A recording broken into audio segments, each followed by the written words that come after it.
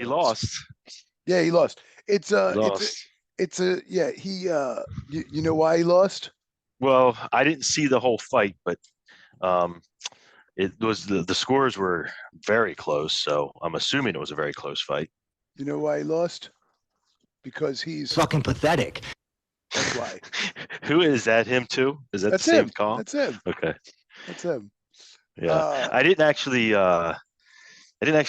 see that until much more after the fact. My favorite thing about his biography is he's when I was younger I was searching for direction or whatever, and I got in a little trouble, so I joined a neo-Nazi group.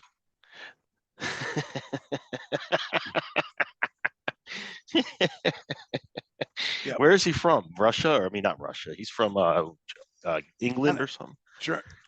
Germany, 1937. Germany. I guess 1937 Germany. I know he's from Europe, right? Or Australia. No, I think he's from I think he's from America. I think he's American. Yeah, he's from California. Why did I think he had an accent? Because he's I think it's because he's trying to suppress the German that wants to naturally come out. Gotcha. He wants to rail. Anyway, yeah. I don't know much about him. I just I saw the thing and I'm like, and then I saw a bunch of people in line defending him. Was that an AI thing, or was that a real shirt he was wearing? That's a real shirt. That's like a real shirt that he sells as part of his brand. I mean, I like the shirt. It's a funny shirt. I mean, it's not really. I mean, it's pretty regressive. I mean, it's pretty backwards. I mean, it's like, it's just like guy humor, Yeah, sure.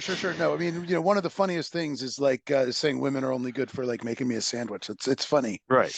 I have a shirt that says, "Nice story, babe. Now go make me a sandwich." Yeah, I have that. And again, which brings me back to like the stunning revelation that you are single. And then I also have the shirt. I also have the shirt that says, "I'm not gay, but $20 is $20." Yeah. And that's one that that's the old Ocean City shirt that I'm wearing the next day, not even knowing what I'm wearing. And of course, a very flamboyant man with a poodle comes walking down next to me, and he can't stop staring at me. And I'm thinking, what the fuck's this guy staring at me for? And then I walk in, I'm like, oh shit, I'm wearing the shirt again.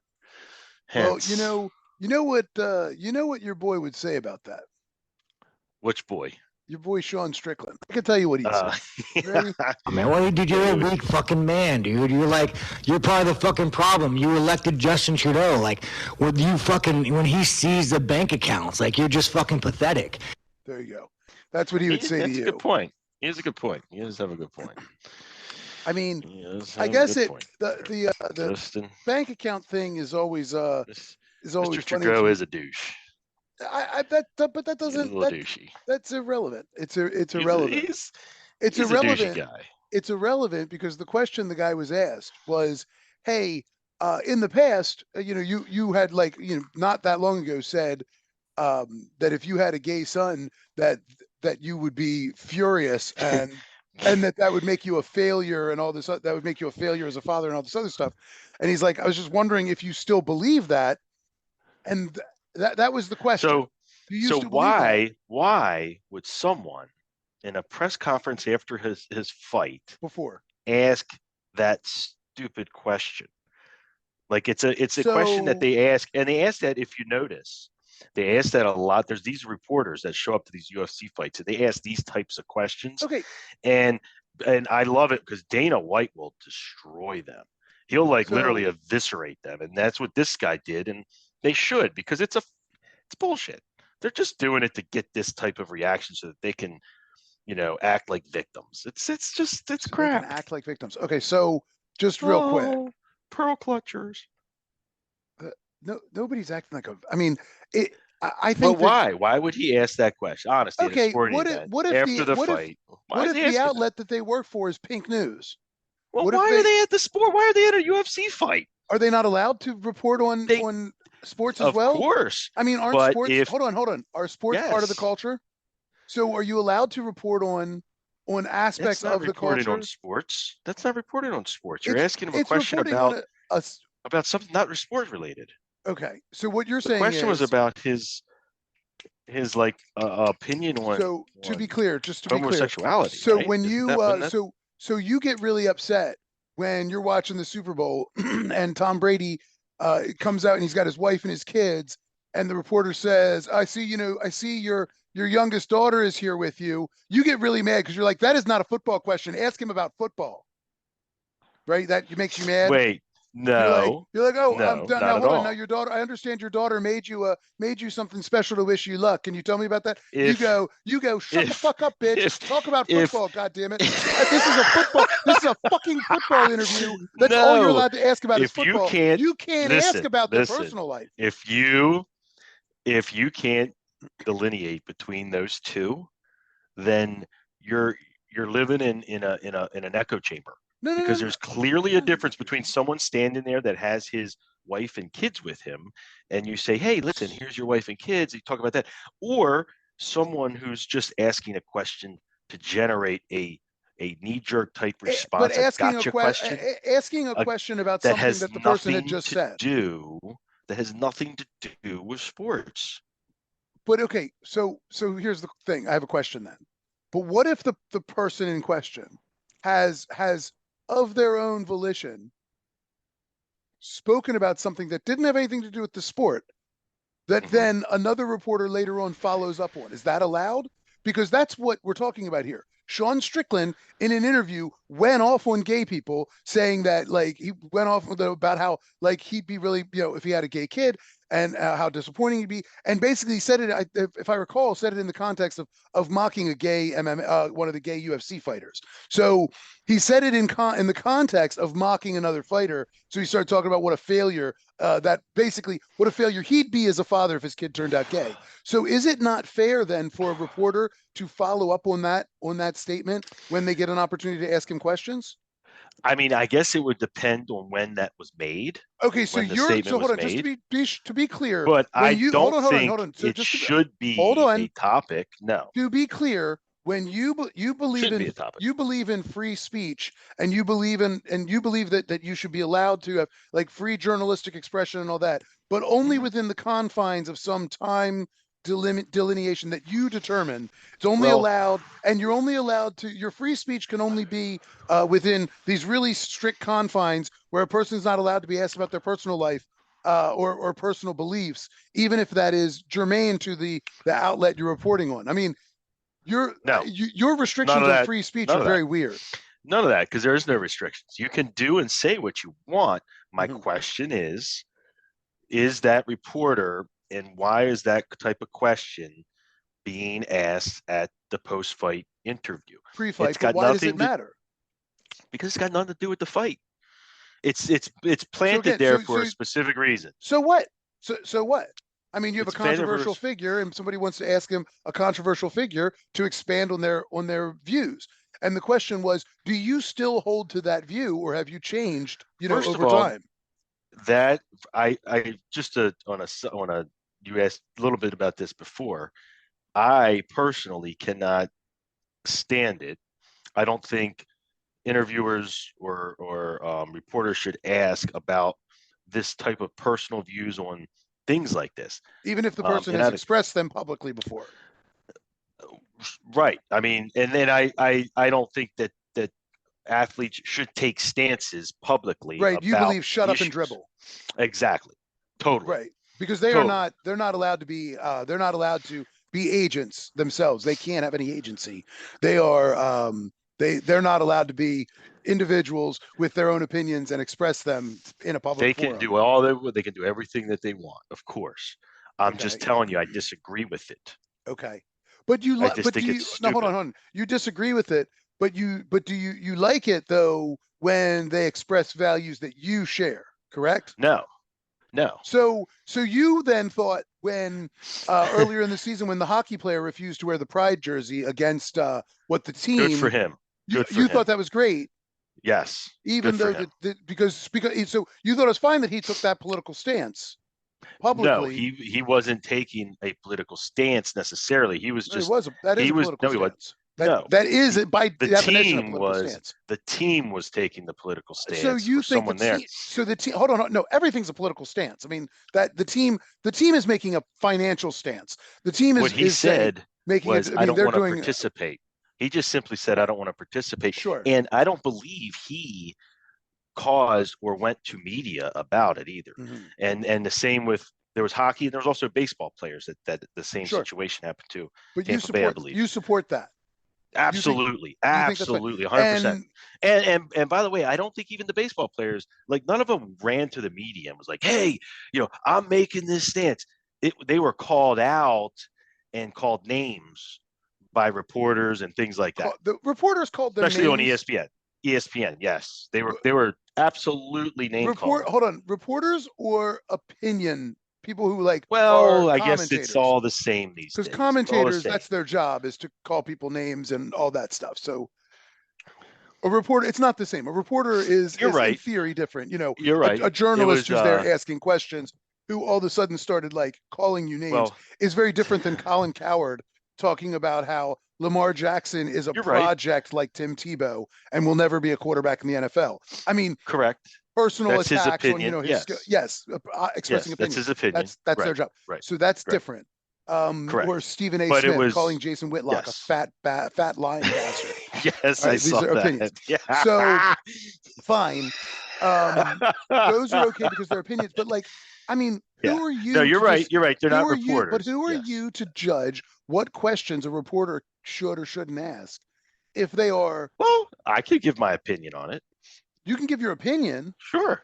Why not? Sure. I think it's a terrible question. I thought it was a terrible, stupid question that had no place there. And that kind of a fiery response is kind of what happens when you and probably what they wanted. Right? They wanted that. They like, hey, let's make this guy make an ass 100%. 100%. And it's what he wanted too. Are you kidding me? Yeah, he's gotten so much more traffic because of it. Totally. He's like, he's got the opinion, like, this is my opinion. I don't care. He's got gay Republicans like Dave Rubin very awkwardly trying to defend this guy, saying that that it's not right because, you should want grandkids. And if your kids isn't going to give you grandkids, then you're a failure as a man. And Dave Rubin, gay Republican, has to sit there and be like, yeah, this guy's right on. I'm not going to talk about my adopted kids. Why does he have to do that? Because he'll lose his audience if he doesn't. No. Oh, 100%. No. Are you kidding me? When Dave Rubin first went on the air and was talking about he and his partner or his husband adopting a child, he got pulled aside and was like, you can't talk about that stuff because he lost a huge chunk of his audience who were like, when they're reminded that he's gay and adopting a kid, they're like, oh no, I like what he says, but I don't like who he is, so I'm not going to watch anymore. So he had to stop talking about all that stuff. I can see that. I can definitely see that, especially in certain parts of the country. I mean, by certain parts, you mean nationally on a national show. Sure. Yeah. He's it's going to go into certain parts of the country that are definitely going to frown on that. Republicans, yes. And it's not just Republicans. It's not just Republicans. It's in the same way that if you listen to Vivek's wife talking about. I like him, by the way. I'm really starting to become a fan of his. Because he eviscerates the media pretty good. He gives them a pretty good class on. It's a master class. And he does it right to their face, and they're just standing there. And again, he falls for their trap because they bait him with stupid type questions, and then boom, he springs into action. Vivek, the hammer comes out, and then it's on national TV getting blasted around. I don't know about national TV. I haven't watched a national news program in a long time. I try not to. I do try. Yeah, because again, partly because I'm not 75, and so. So let me ask you a question real quick, because I don't know this. I really don't. Now, you're not voting for either Republican or Democrat. Who are you voting for? I will probably. Who else is out there? I'll probably be voting for Cornel West. I may end up voting for Jill Stein. I'm not sure. I'm still sort of on the fence between Cornell and Joe. Cornell was a no-brainer to me until there've been a couple little hiccups along the way. I'm not sure, but the way I see it is really simple. I cannot support a candidate that supports a genocide. So I cannot, under any circumstance, support a candidate that supports genocide. And for me, that is both candidates. So, all right. So I can't support either one. So Cornell West has a long track record of being a guy I agree with, who I have a lot of admiration and respect for. Is he on the ticket? I mean, he's running as an independent. I mean, he's, so yeah. Oh, hey. Is that G-Money? There he is. So, yeah. Can you hear me okay? Yeah. Yeah. So, yeah. Awesome. So loud and clear. I apologize. We were talking about the election just for a second, just to finish up what I was saying. Only thing I would say is this, as far as Genocide Joe goes, if the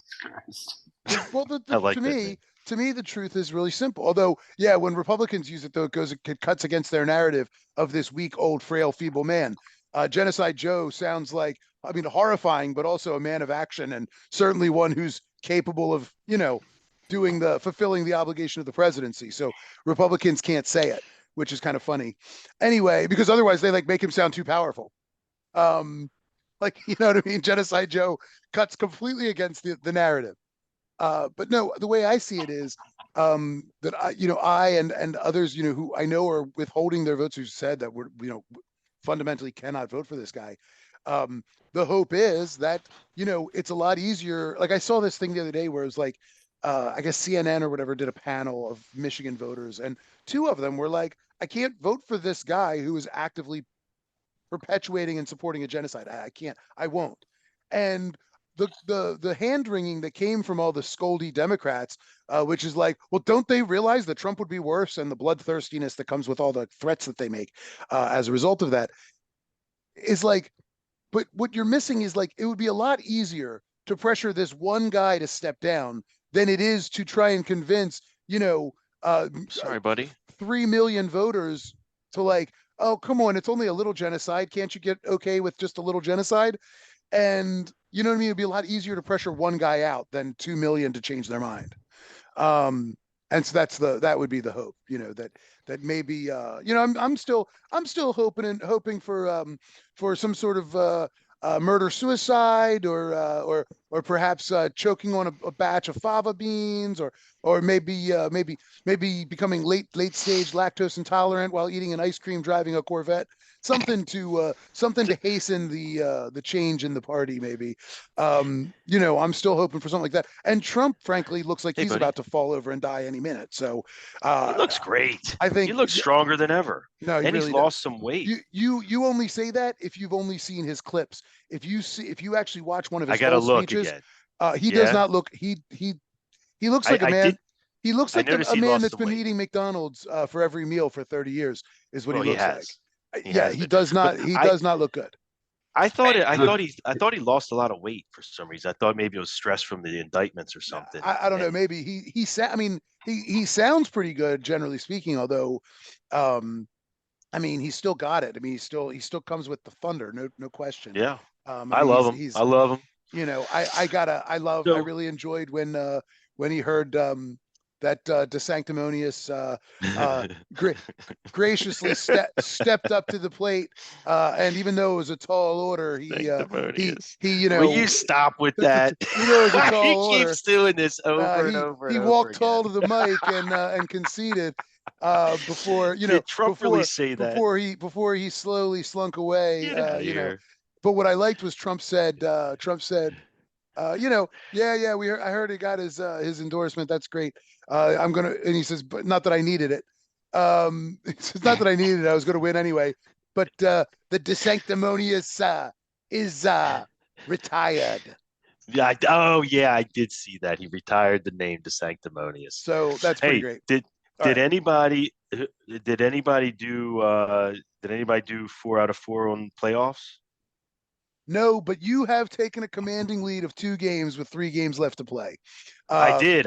How do you guys? I don't know how to Now, see part of everyone that is else's because you score. lie and you I change don't your lie. you changed your picks because you were like, Brian made such a convincing argument that I'm going to change my picks. Next year, Thank you. Next Thank you year, the picks you make in the show, you stick with. That's the way it's going to be from now on. Changing the rules. No change. I said next year. Next year, you stick with what you pick. That's what happens when you have a great year. They change the rules on you. Try and keep up. That's right. That's right. We're outlawing the tush push. I'm not going to push your ass over the line next year because it ought to be a 1 game differential between us, and it's 2, and that pisses me off. Hey, it's not over yet, my brother. Yeah, it's not over yet because there is I've been a little still distracted. Yeah. Yeah. So good. How's it going there, Proud Papa? It's going great. Can't complain. I told Dawn today I feel like we won the lottery.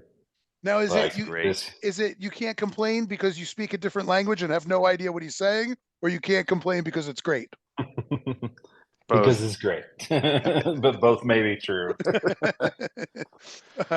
He's a good kid, man. It's funny, like we'll just go walking down the street and get ready to cross the street and he'll like stop and like be very protective of his mom.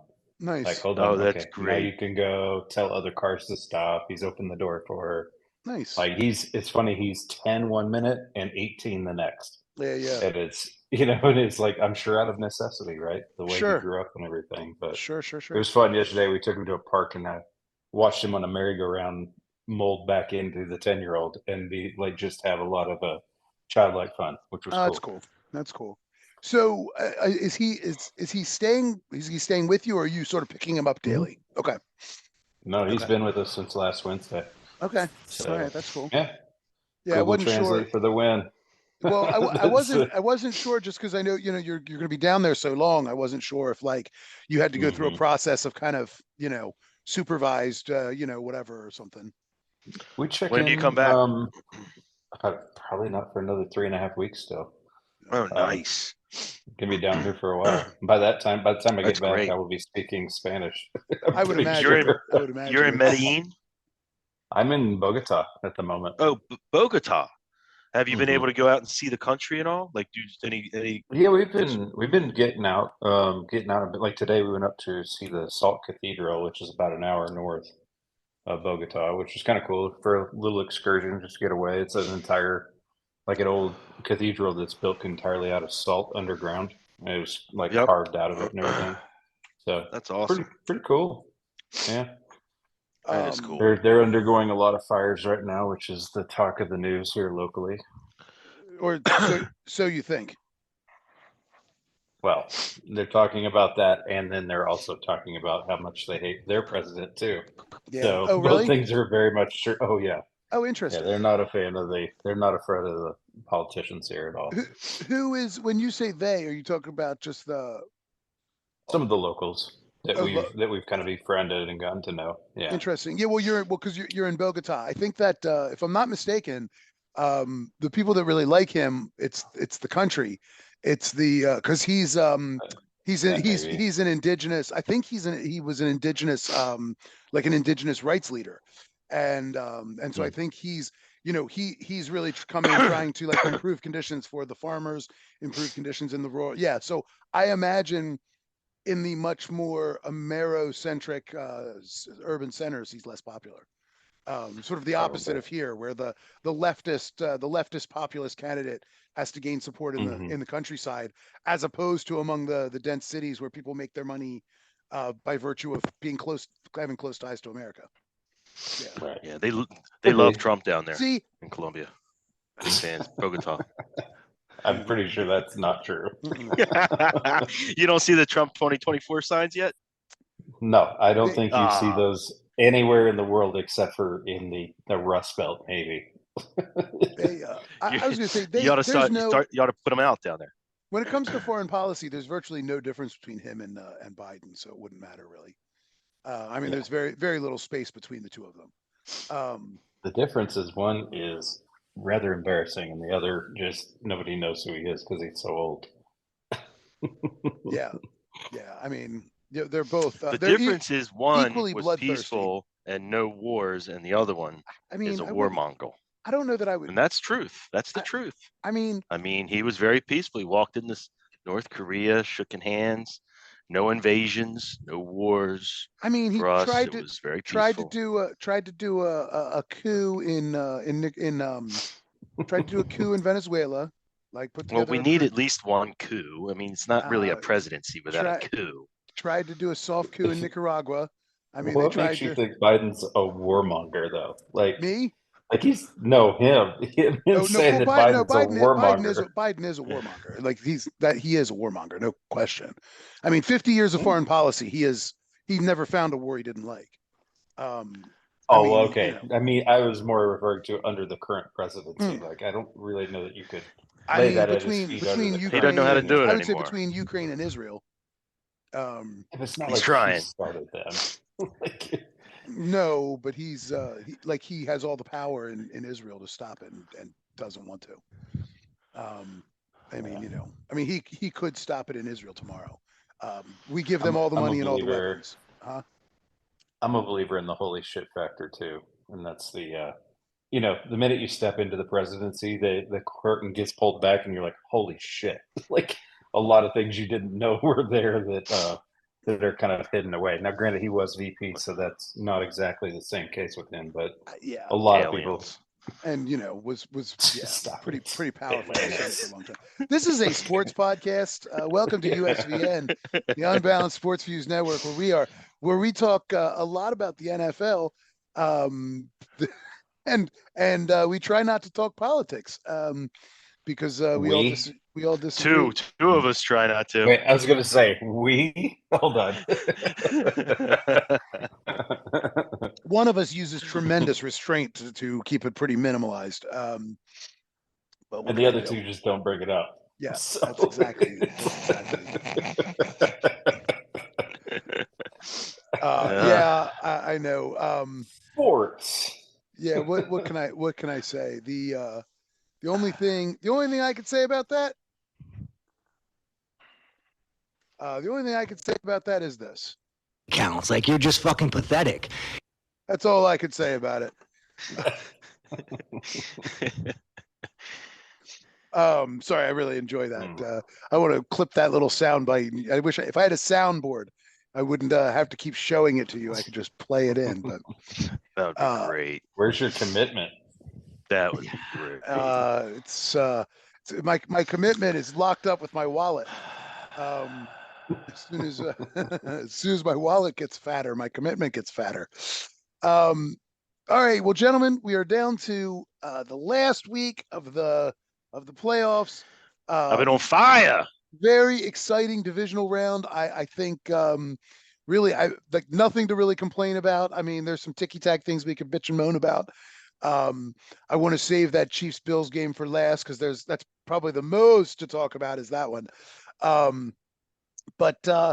Yeah, I mean, I think at the end of the day, we have the four best teams in the AFC and NFC conferences, conference championships. I think everything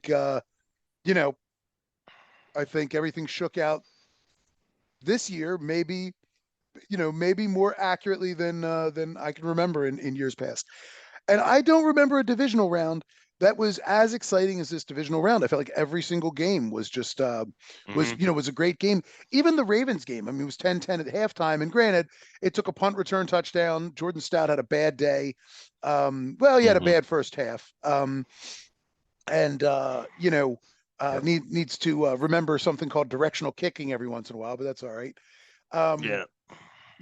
Directional kicking and hang time, two very important things if you're a punter, which he forgot on two consecutive kicks. Yes, he did. But, still went into halftime 10-10. The Texans offense Texans offense looked like it was struggling primarily because the Ravens defense was insane.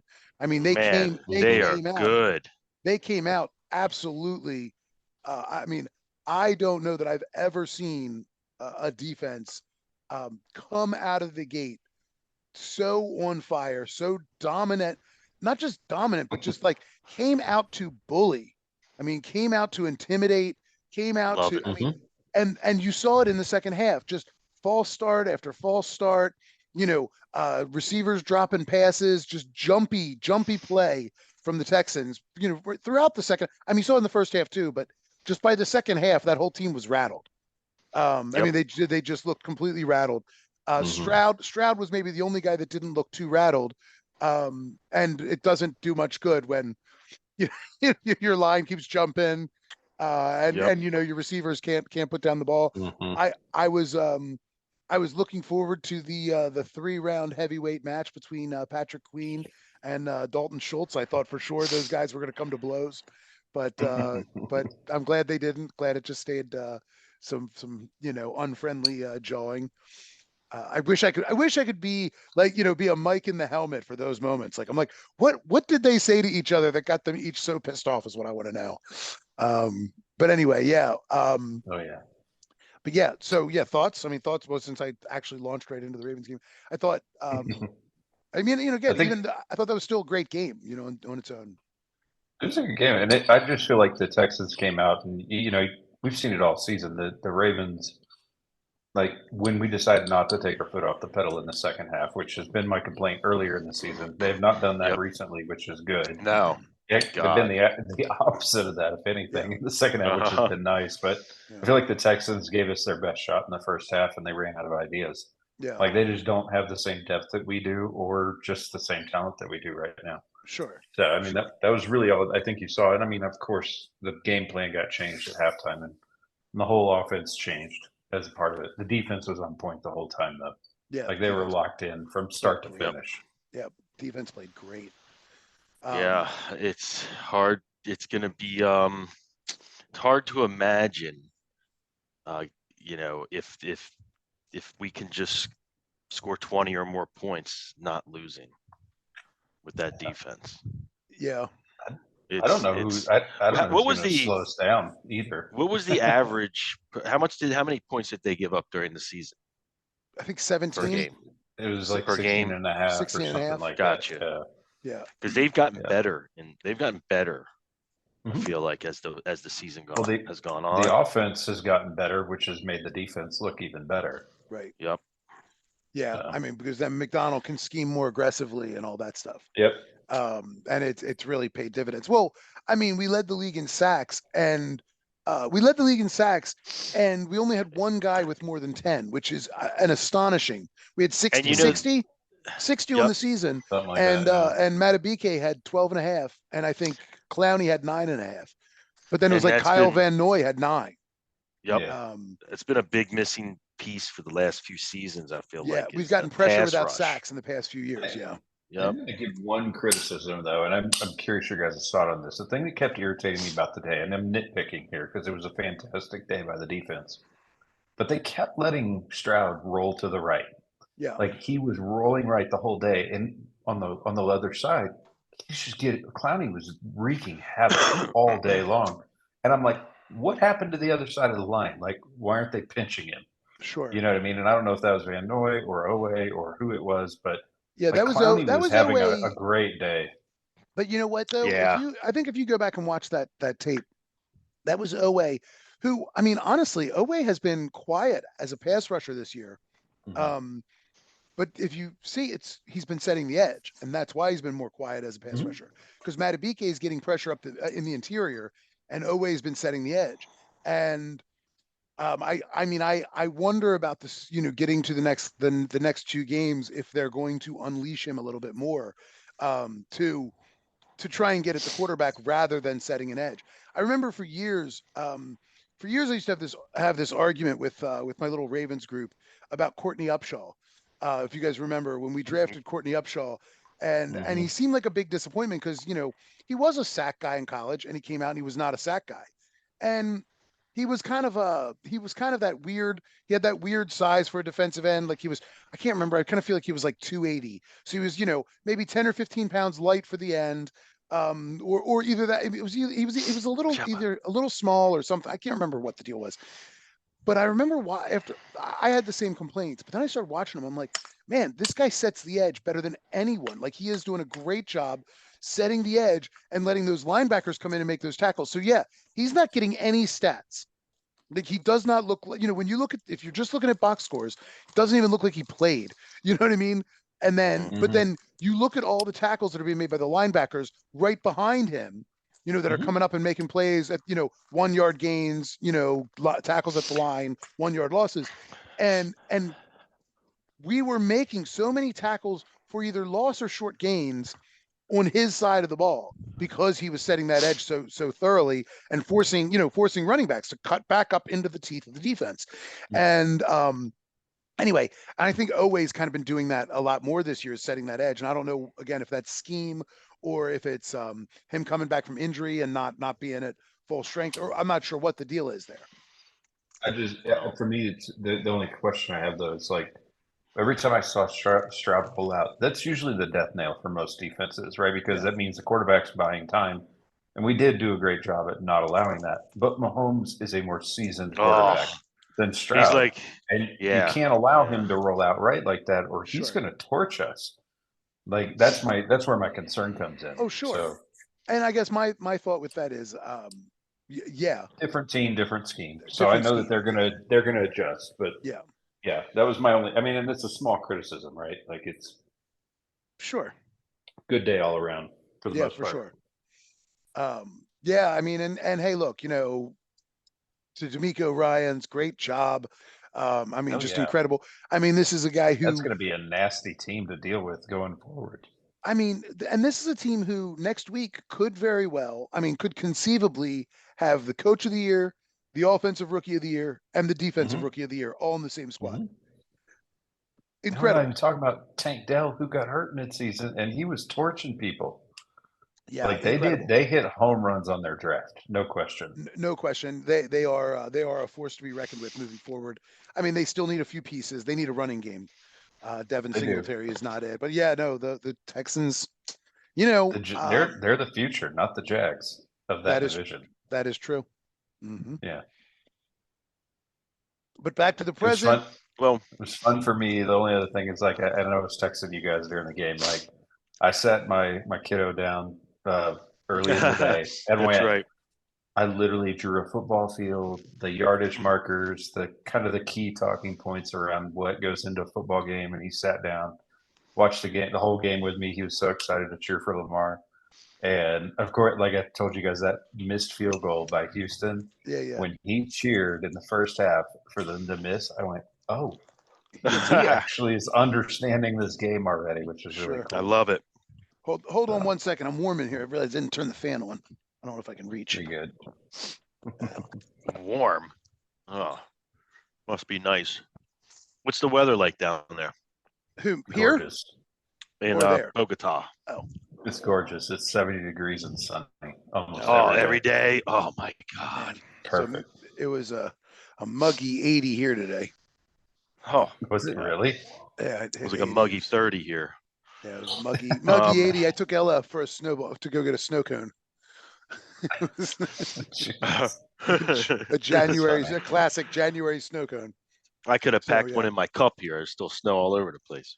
Yeah, it was pretty warm here today. It's been cold, but we did a 40-degree swing today. Got up this morning, it was like 42 degrees, and it was 80 this afternoon. That sounds like Colorado.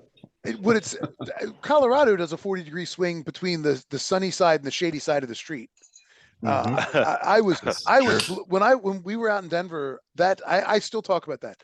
I was astonished how we watched the Ravens game at that bar that had like a rooftop deck, and while the sun was out, while the sun was out, I was out there and I had my jersey on. I had to like take my jacket off because it was too hot.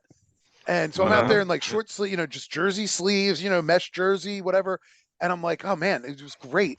And then as soon as a cloud covered the sun, it was like immediately like, oh my God, what has happened? It's insane. Went from hot to like, you could die in this weather. What is going on here? Yeah, it was crazy. But yeah, we did that sort of swing today, which is very unusual here today. And I have to say too, just completely off topic, but we went strawberry picking last week.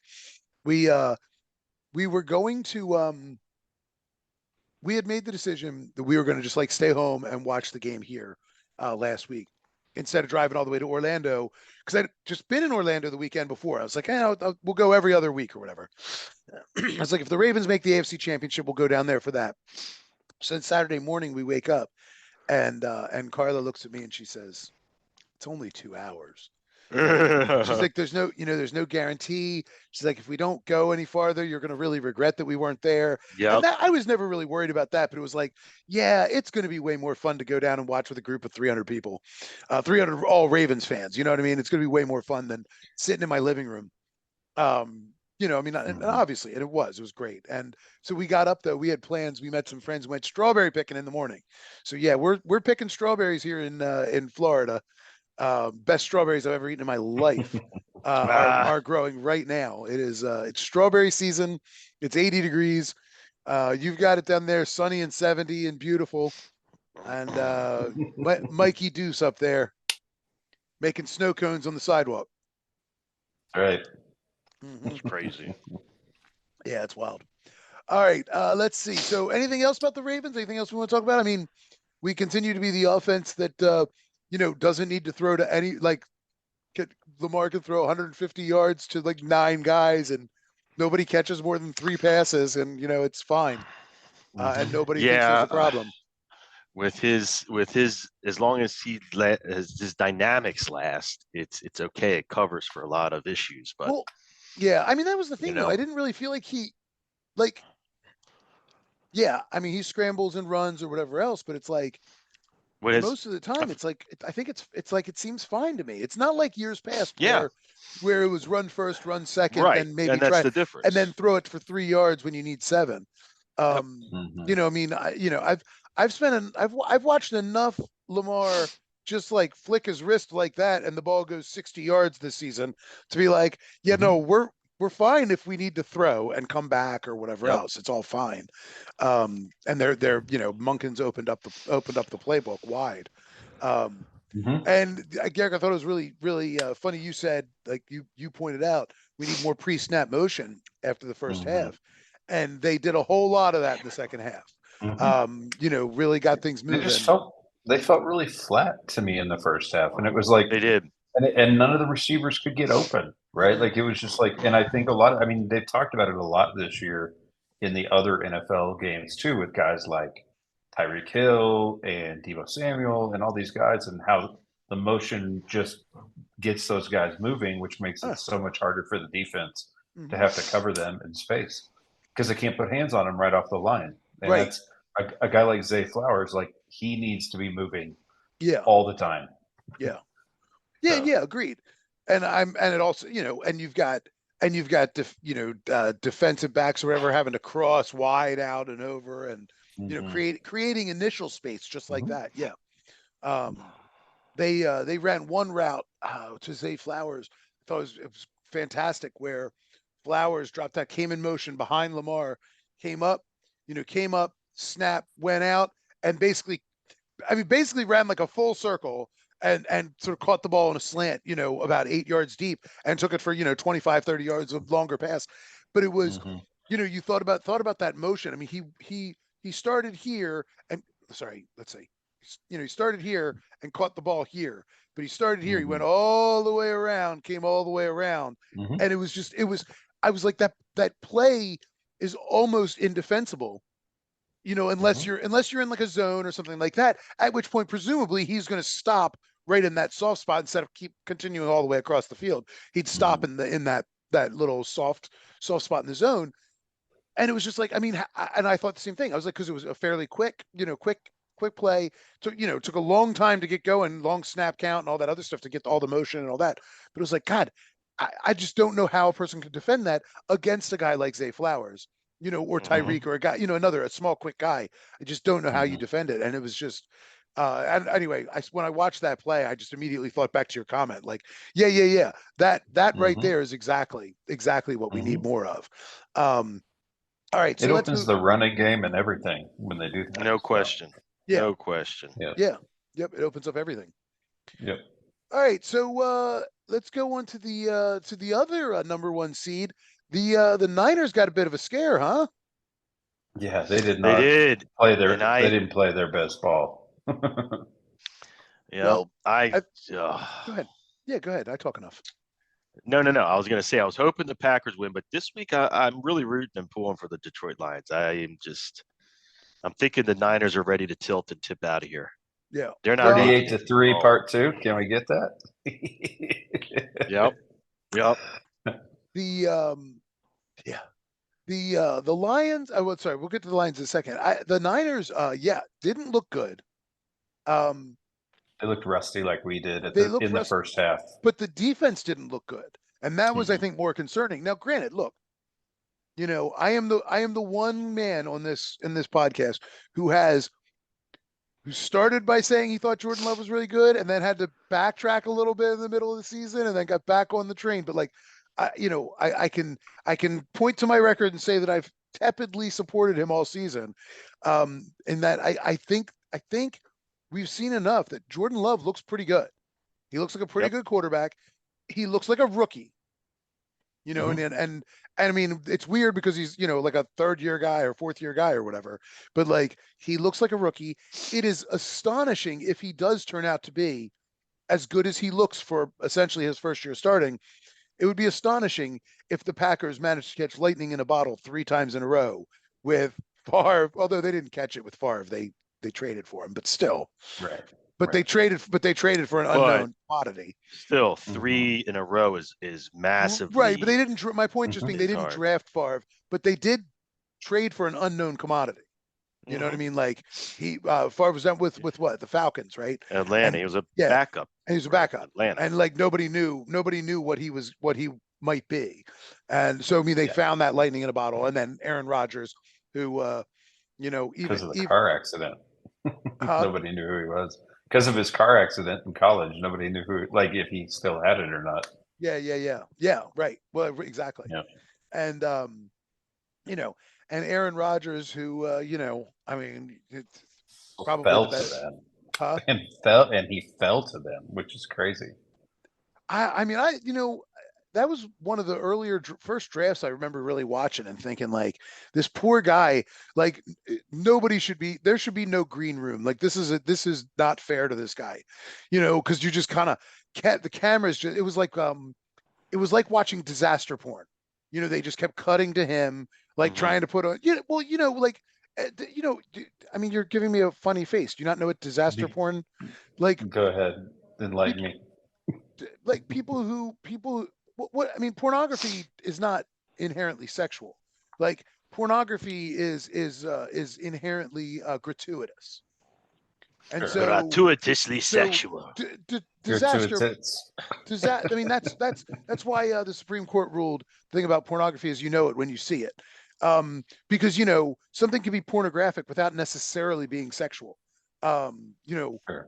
Like 2 Girls, 1 Cup is a pretty good example. Like, of something that is gratuitous. That is gratuitous. That is, you know what I mean? That is is itself like a scatological porn of sorts. You know what I mean? It's just like anyway. Well use of that word, scat.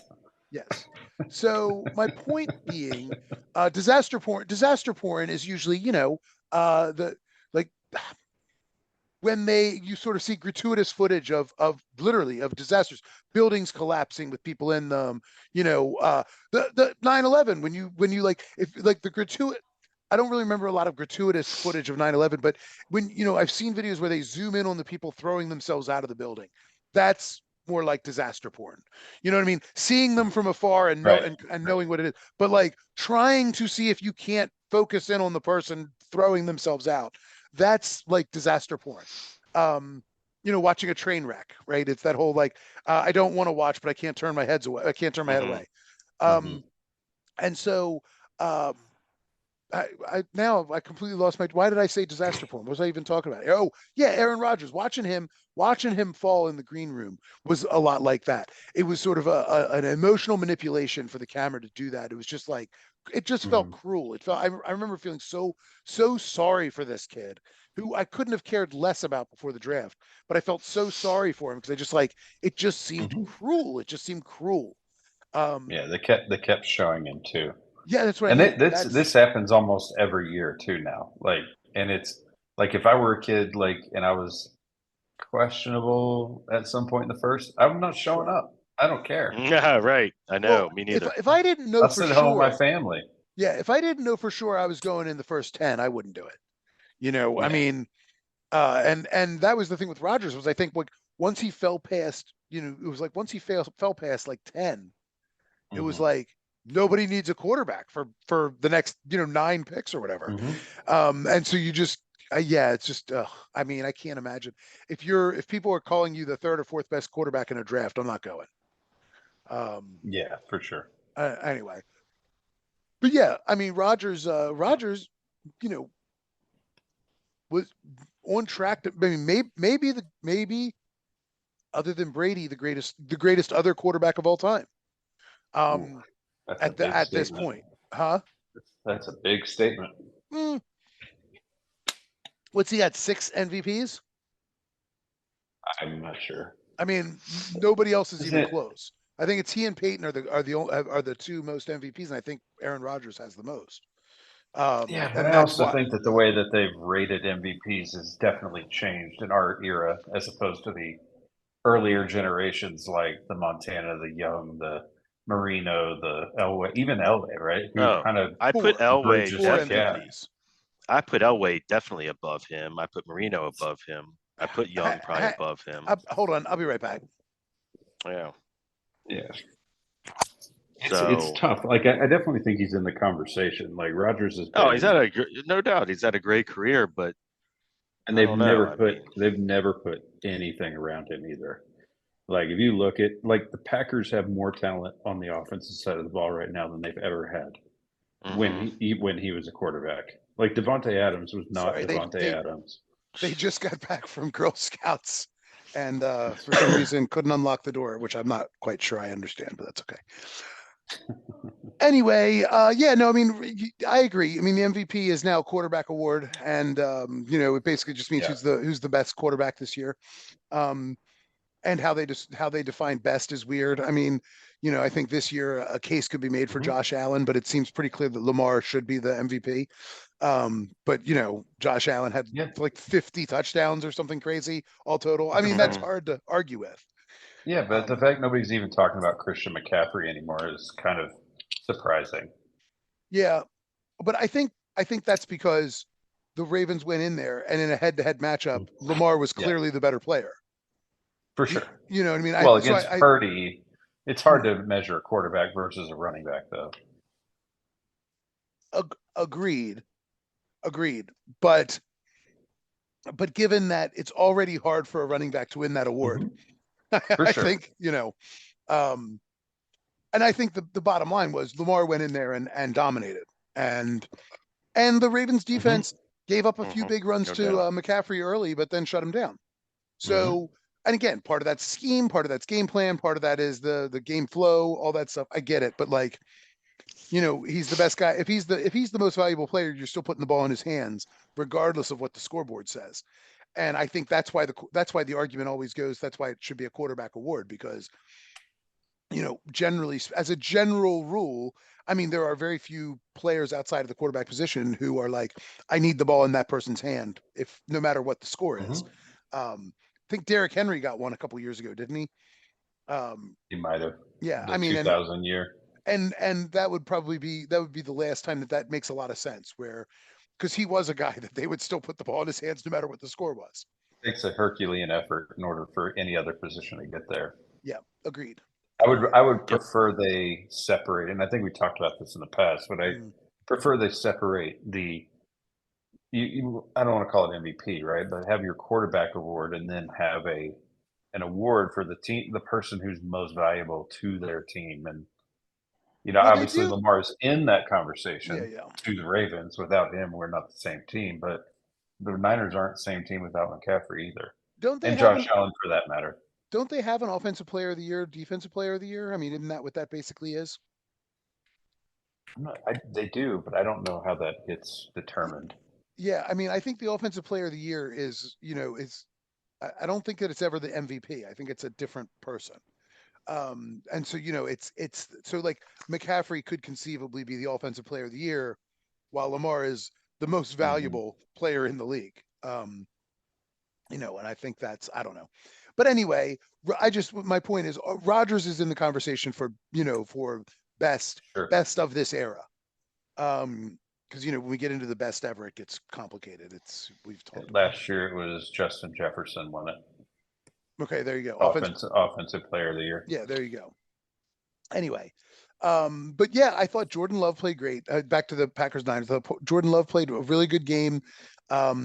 Matt LaFleur, I think, has really solidified himself I think he's a great coach. I really do. I mean, I had high hopes for the Packers this year just because I thought they've got all that wide receiver talent. And the thing that's crazy is Watson is like the most invisible guy in that wide receiver core.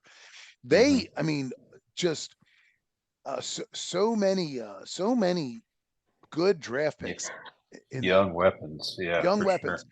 And Aaron Jones, you know, continues to be Aaron Jones, who I know everybody loves him, and I do too, but also, you know, yeah, I mean, he just seems to disappear sometimes. And he did okay on the game Saturday. Like he played well that game, but yeah, but you're right. There's games where he just completely disappeared. They played really scrappy. There's nothing I can say about the Packers. Like they were in that game to the end, and against arguably the best team in the NFC. Like you can't like do anything but tip your hat to them. And I think too, they're one of the rare teams in this league, the Packers, that is, who are going to, moving forward, be able to line up the old Patriots 2 tight end set with Musgrave and Kraft. I think they've got 2 really good pass catchers. Kraft is a good blocker. Musgrave can't block, but Musgrave can't block a tissue paper. But Kraft is a good blocker, and you know they will. I mean, again, we haven't really seen good combinations of like 2 tight ends that were both threats like that since Aaron Hernandez and Gronk. Really, excuse me. The Ravens have it with Andrews and Likely, and you know, and I think the Packers have right now what I would say is a poor man's version of it. You know, with Musgrave and Kraft, but you know, seems like they're young. They seem like 2 guys that, I mean, they both seem to show a lot of promise. Like they could end up being, and if they could start running that 2 tight end set again, that's a formation that is incredibly difficult. First of all, it's incredibly difficult to just keep on your team. You know, I mean, it's incredibly difficult to have that talent on your team, but incredibly difficult to defend when you have a 2 tight end set where both tight ends. Again, Musgrave can't block, but that is a skill that can be taught. So I mean, if they can just make him even a mediocre blocker, you will never know if that is a passing or running formation, and that is significant. That is significant. So anyway, yeah, I was very impressed by the Packers, but you know, the Niners came back. I thought they showed a lot of grit too, coming back and winning, but might have lost Debo. That's a big hit to them. They did not look like the same team after he went down. No, Debo, I've said several times, I think he's the straw that stirs the drink. You know, he's the motion guy. He's the guy that defenses have to alter their schemes in real time for. And I think with him out of there, they're able to key in on. There's 3 weapons on that team outside of Debo. And they can key in on 1 or 2 of those weapons, and it you know, the better teams are going to be able to do something about that. So we'll see what the Lions do. Yeah, it's going to come down to the Lion defense, but we'll get to that in a bit. So yeah, let's talk about that now. Let's talk about your boy Baker the Cake Maker. Baker the Cake Maker. I thought he played great. You know, he made a great effort. Great effort. One dumb mistake at the end. But you know, you can't. I mean, it wasn't that bad of a mistake. You know what I mean? It wasn't. It was a great defensive play too. He had to jump in front of that route. But it was a bad play by Baker because he let himself get baited. Sure.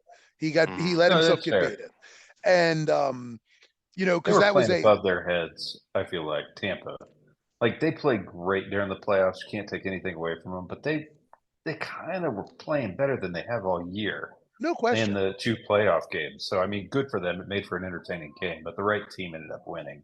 Yeah, no question. I mean, let's not forget. They had to beat the Panthers 9-0 in order to get into the playoffs. Oh, I mean, I've not forgotten.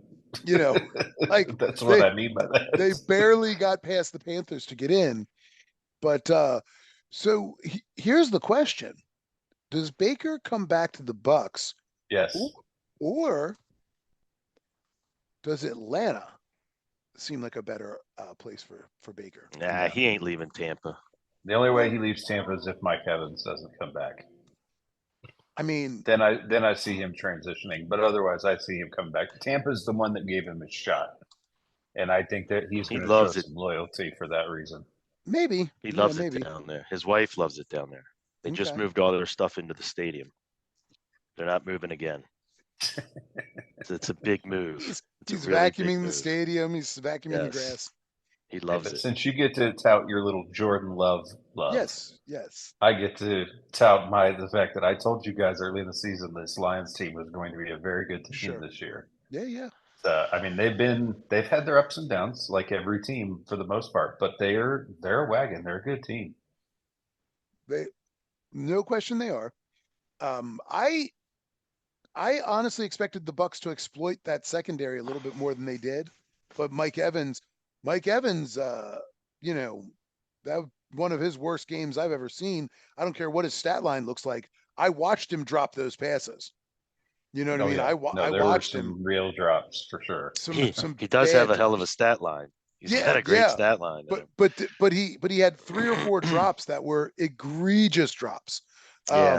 One in particular that hit him right in the hands, and he just boofed it. And the other thing you can't forget that the CJ Gardner-Johnson is back as well, which does help that defense get a lot better in the secondary specifically. That doesn't make up for the drops. They were clear drops, but I do think that makes that defense stronger than it was even when we ran into them previously. Yeah, the Lions do have they have one guy on the back end, and then they've got Branch, right. and then they've got Aiden Hutchinson. They basically have a straight line up the middle that you can count on.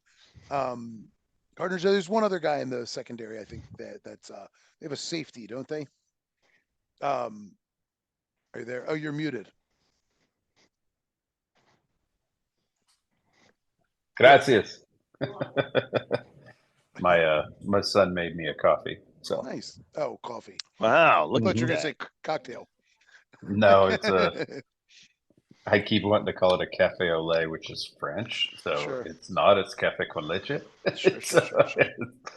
I actually have the best coffee down there, right? I went into a coffee shop and literally went, "Can I get a cafe au lait?" And went, "Oh, that's French. What am I doing?" Like it was just. You get like real Colombian coffee. Yeah, Juan Valdez. Yeah, Juan Valdez picks the beans. Yep. He's goes out there with his donkey and picks the beans. It's his grandson by now. It's just funny. I think Juan Valdez was like an Italian actor. I mean, it's marketing, baby.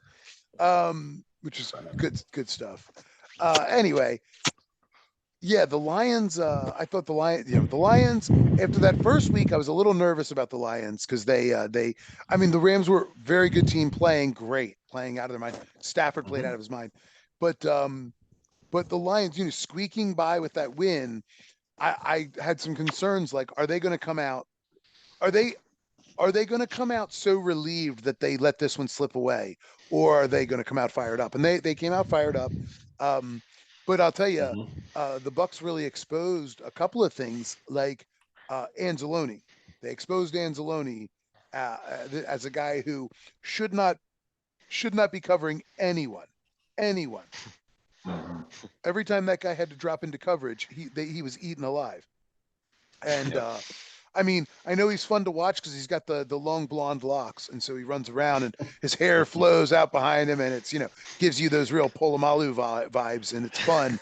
But man, but jokes aside, like, he's a genuine liability in coverage for them. I didn't realize how bad he was until watching that game, where it was just like every single time that he was in coverage. I don't care if it was covering White or covering Otten or dropping into coverage on a wide receiver or whatever else. He was torched over and over and over again. And that's going to present a real challenge for the Lions, because they are arguably have a good front seven, but they really, they have a good front seven. They're good, strong against the run, but McCaffrey is a different kind of running back. And if Anzalone is the guy that they're going to count on to cover him in the flat, this game's going to be over before it starts. Yep. And it really seemed like that's their plan, is to have him as the guy to cut in coverage and dropping into coverage in those spots. And I get it, because you want Branch up there defending against the run, defending the middle of the field.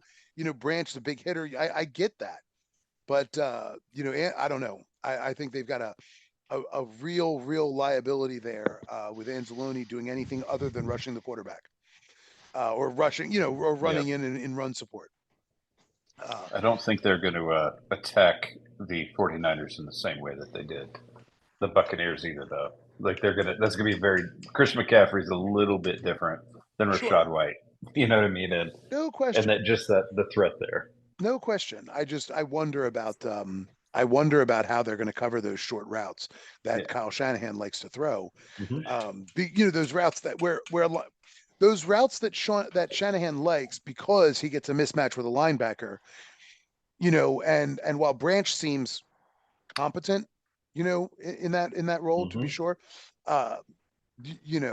your other big linebacker in Anzalone looked far from that. And it's Kittle that'll be the one that probably exploits it. Would be eat him alive. Is going to eat him alive. And if you put Branch on Kittle all day, then you're opening up the middle of the field for McCaffrey. You're taking the spine right out of the defense. So yeah, it'll be interesting.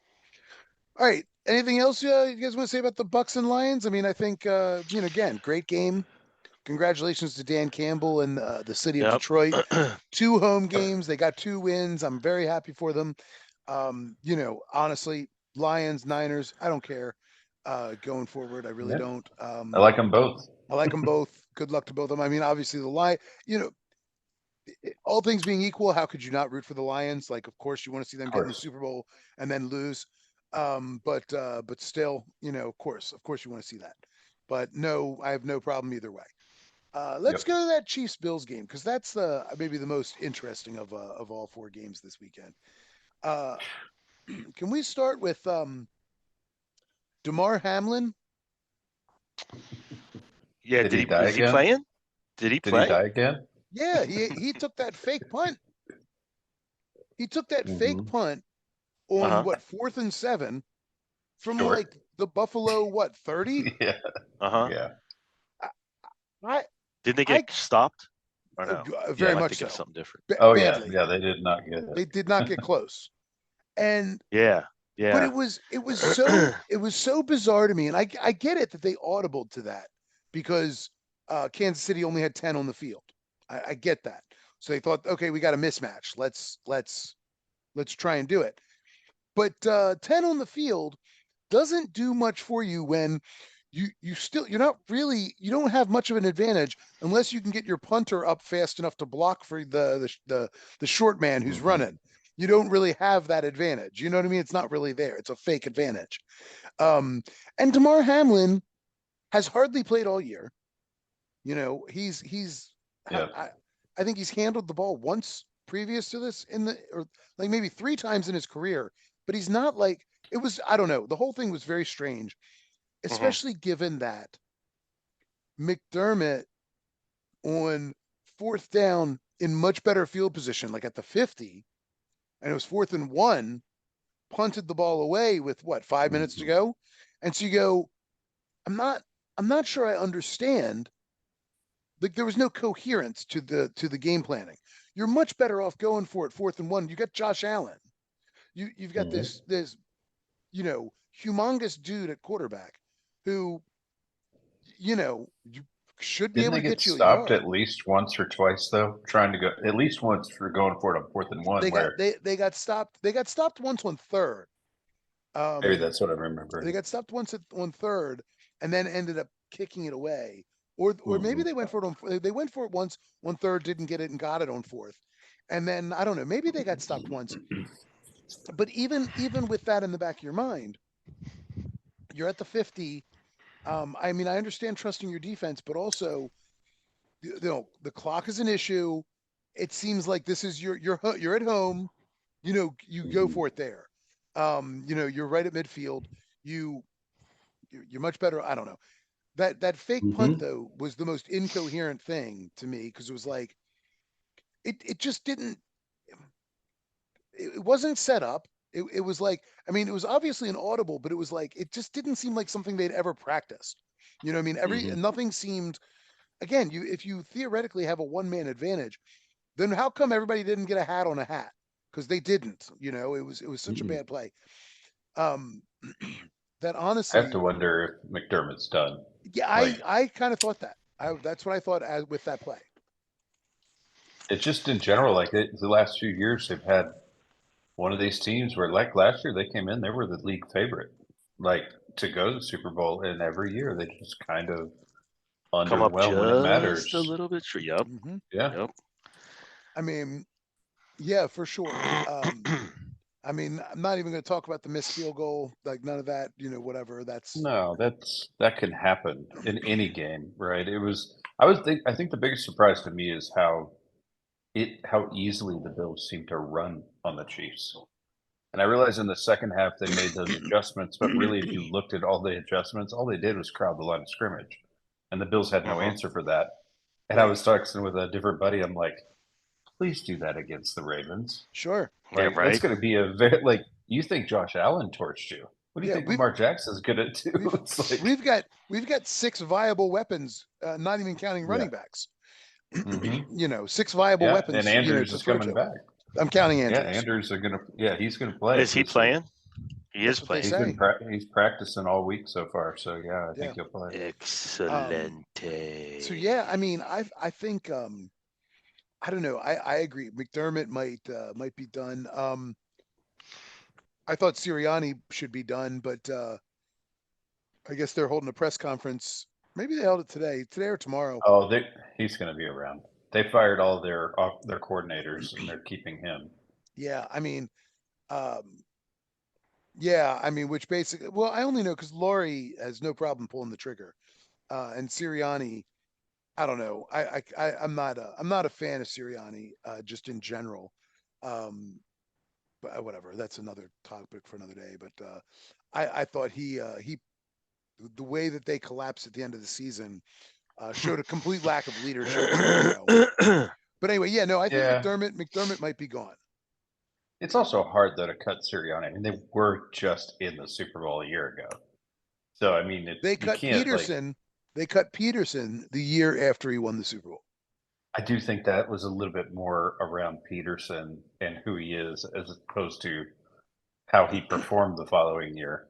Yeah, except that I mean, I understand that Sirianni is no prize. Sirianni is if Barstool Sports became a head coach. Oh, I like Barstool.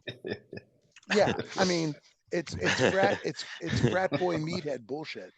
And I mean, I'm sorry, and Mike, I know you'll take offense to this, but I remember like watching him like breaking down crying, listening to the national anthem at the Super Bowl, and like that's fine or whatever. But it also is like, it's also so kind of like, I don't know. It felt, I don't know, fake, staged. It felt like he knew he was on camera. Yes. Yeah, it felt like this is the sort of thing that I'm supposed to do.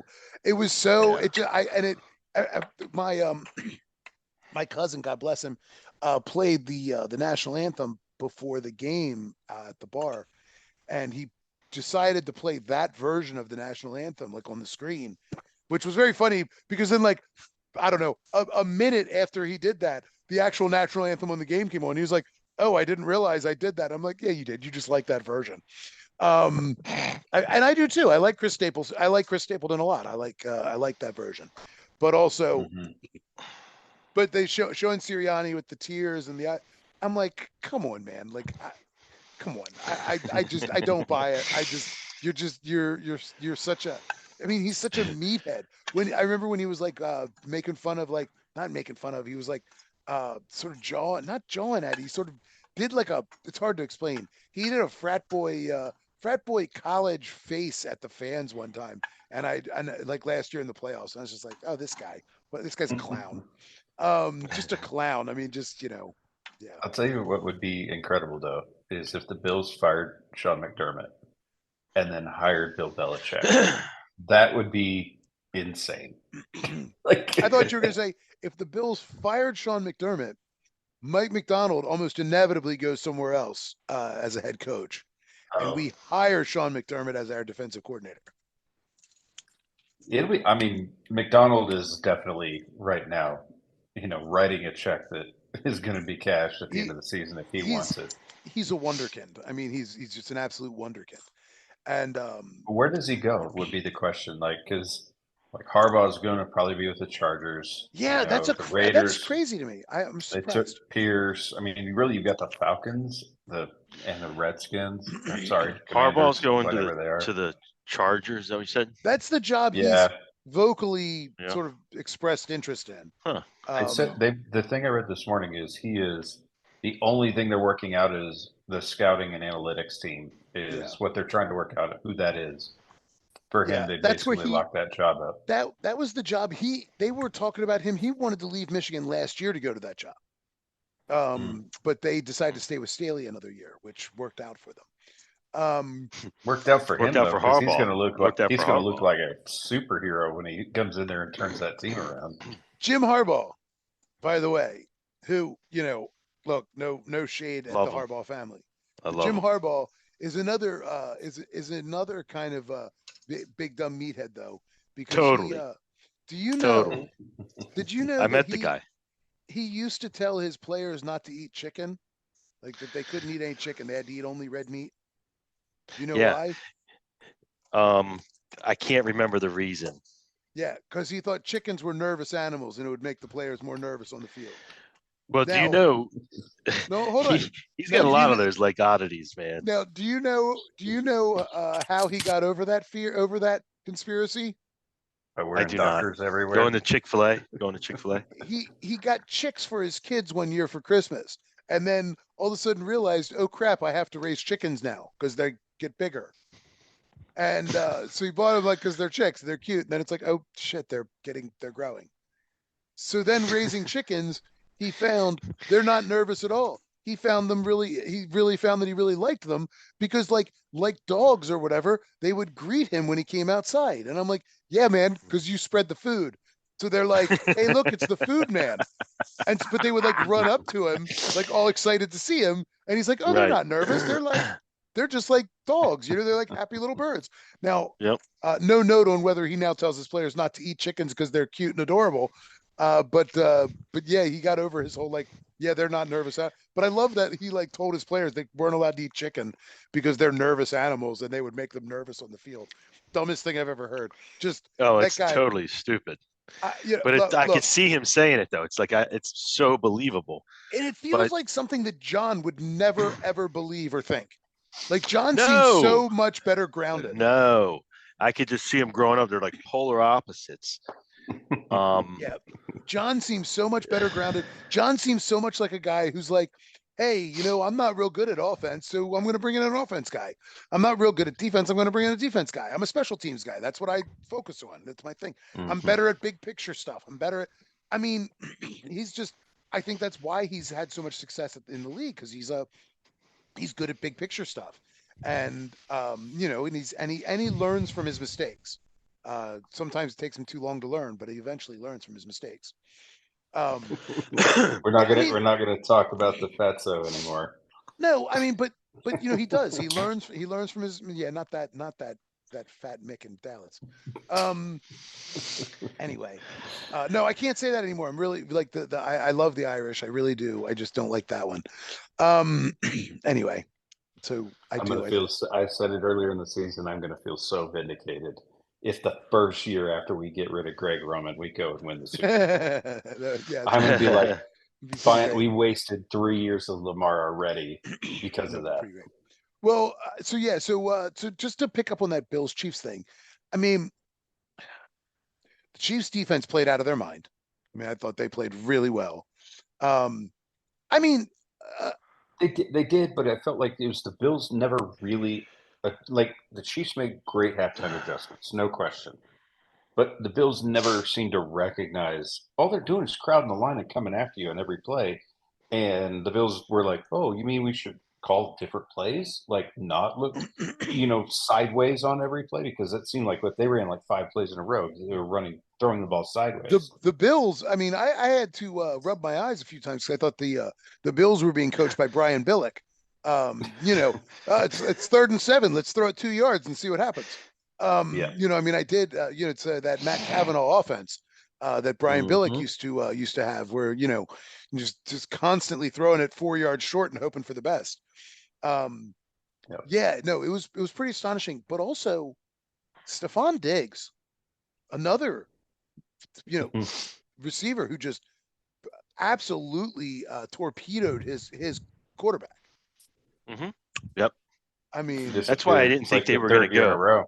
Terrible chemistry there. Terrible. He reminds me of a total douche that is like a spoiled, like kind of I don't know what the word I'm looking for. Yeah. Diggs. I always think of Diggs as, I mean, he's a Maryland kid for one thing. And then he seems like a guy that plays with a chip on his shoulder. I think, definitely. I think he thought he was the best wide receiver in the draft, and in retrospect may have been. But he dropped pretty far down, and he still went in the first round, but he went like 27th or something.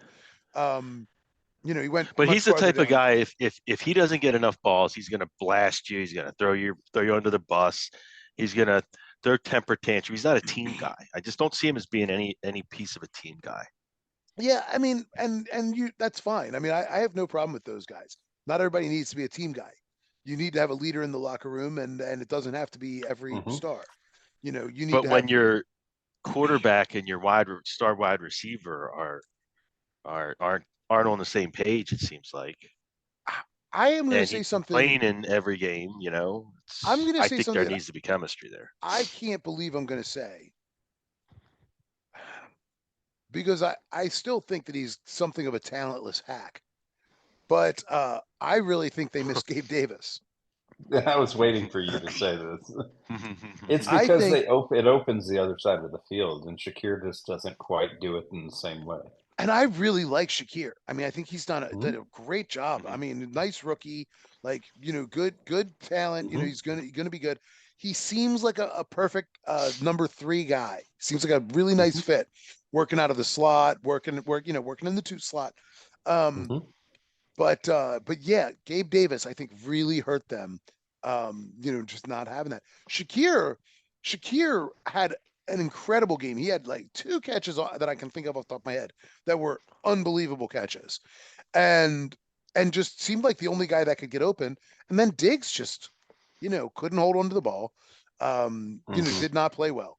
And yeah, I mean, we're going to go all the way back to the beginning of the season where, I know I said, and I think that there was some agreement on this, that like talked about how the Bills put everything on Josh Allen. It's all on him. And they need something to take some of that pressure off. And James Cook, takes a little, and Shakir takes a little, and Diggs occasionally, takes a little off or whatever, but not really. Like, they need something that makes it so it's not all Josh Allen when it matters most. They need 1 or 2 more weapons to really make that team, I mean, hey, look, Dawson Knox looks fantastic. I mean, he looks terrific. Not Dawson Knox, the other one. Kincaid. Kincaid. Yeah, Kincaid. Sorry, Dawson Knox, Dalton Kincaid. That's not fair. Not fair to have both of those guys on the same team. Dalton Kincaid looks fantastic. I mean, again, probably the second best looking rookie tight end in football behind Laporta. And just, I mean, again, and got better and better and better as the season wore on. The only reason Laporta looks better is because Laporta seemed to have it from game 1. And Kincaid, seemed to grow into the role, which would be much more normal. I think the play calling helps Laporta out a lot too. I think you're seeing partly the difference between Johnson and whoever's the OC right now, up in Buffalo. I mean, that's why Ben Johnson's on the lips of everybody for a next head coaching job as well. Sure. He's been that offense. I mean, the Lions are if you look at that team, of course they got 2 stud running backs. They got Laporta and they got St. Brown, but then who? Like they've not gotten out of Jameson Williams what they thought they were going to get out of him yet. They haven't. No. Craig Reynolds is a nice little spell guy, but he's not the. It's like so but the way he Craig calls Reynolds that or Josh offense, Reynolds? I don't know. The wide receiver? Yeah, Reynolds. it doesn't matter. One of those 2 guys that come in and take the number 3 spot on occasion. Like I just feel like the play calling is so much more dynamic in Detroit, and it just creates openings for a guy like Laporta, because Kincaid has got the talent to be that guy. Mm-hmm. Yeah, agreed. I mean, I think it's the Kyle Pitts conundrum. You know what I mean? Like it's the same. Like you've got to have somebody who knows how to use him, because you got tons of talent there. Yeah. When Jonnu Smith is making all the noise, something's wrong. Yeah, exactly. No question. Especially, I mean, God. Sorry. Yeah, Kyle Pitts continues to really bother me because he's so talented. Yeah. I mean, it just uniquely you could be so. You could be Kyle Pitt's personal hype man, I think. Well, I mean, he's an extraordinarily talented tight end who is playing in a system that does not want that. I mean, they drafted him because they wanted it, but then they play him. They call plays for him like they do not want him to be dynamic. Yeah. And it's like, I mean, he's not. I mean, it's a tight end is not a guy who can. I mean, it's not a position that can necessarily go out and like create dynamism out of nothing.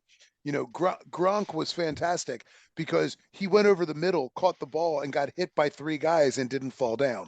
You need to put him in a position to do that. Kyle Pitts can outrun every linebacker in football, and that's who's covering tight ends, right? And he can manhandle every safety in football. Why they're not putting him in those spaces, I can never imagine, because he's fast enough, to do that. He's big enough and strong enough to do that, and they just don't use him that way. And so I'm not trying to be his personal hype man. I mean, he's very talented and also very disappointing, in terms of like, he's a guy we should be talking about in conversation with Kelsey and Mark Andrews, and we are not, and George Kittle. I mean, like, we should be talking about him with those guys. Depending on who they get at head coach next year, if he struggles again, though, the conversation has to shift that he's the problem. Yeah, maybe it is. I mean, maybe I'm a little biased because I saw him playing here in Florida. So I mean, I saw him a lot, and I mean, I just remember when I saw him much more frequently than a lot of the country probably saw him. I'm like, man, this kid is an NFL talent. Like, he is. I mean, just seemed extremely NFL ready in every way you could imagine. And you can, like, sometimes you can just tell a guy. I mean, I don't know that I could tell you an offensive or a defensive lineman that is ready for the NFL, but certain skill positions, you can just tell. You can see a guy, and you might. I mean, obviously, you guess wrong or whatever you think wrong, but like if you see a guy enough times, you're like, oh, that guy's going to work out. And it's whatever. So we'll see. All right.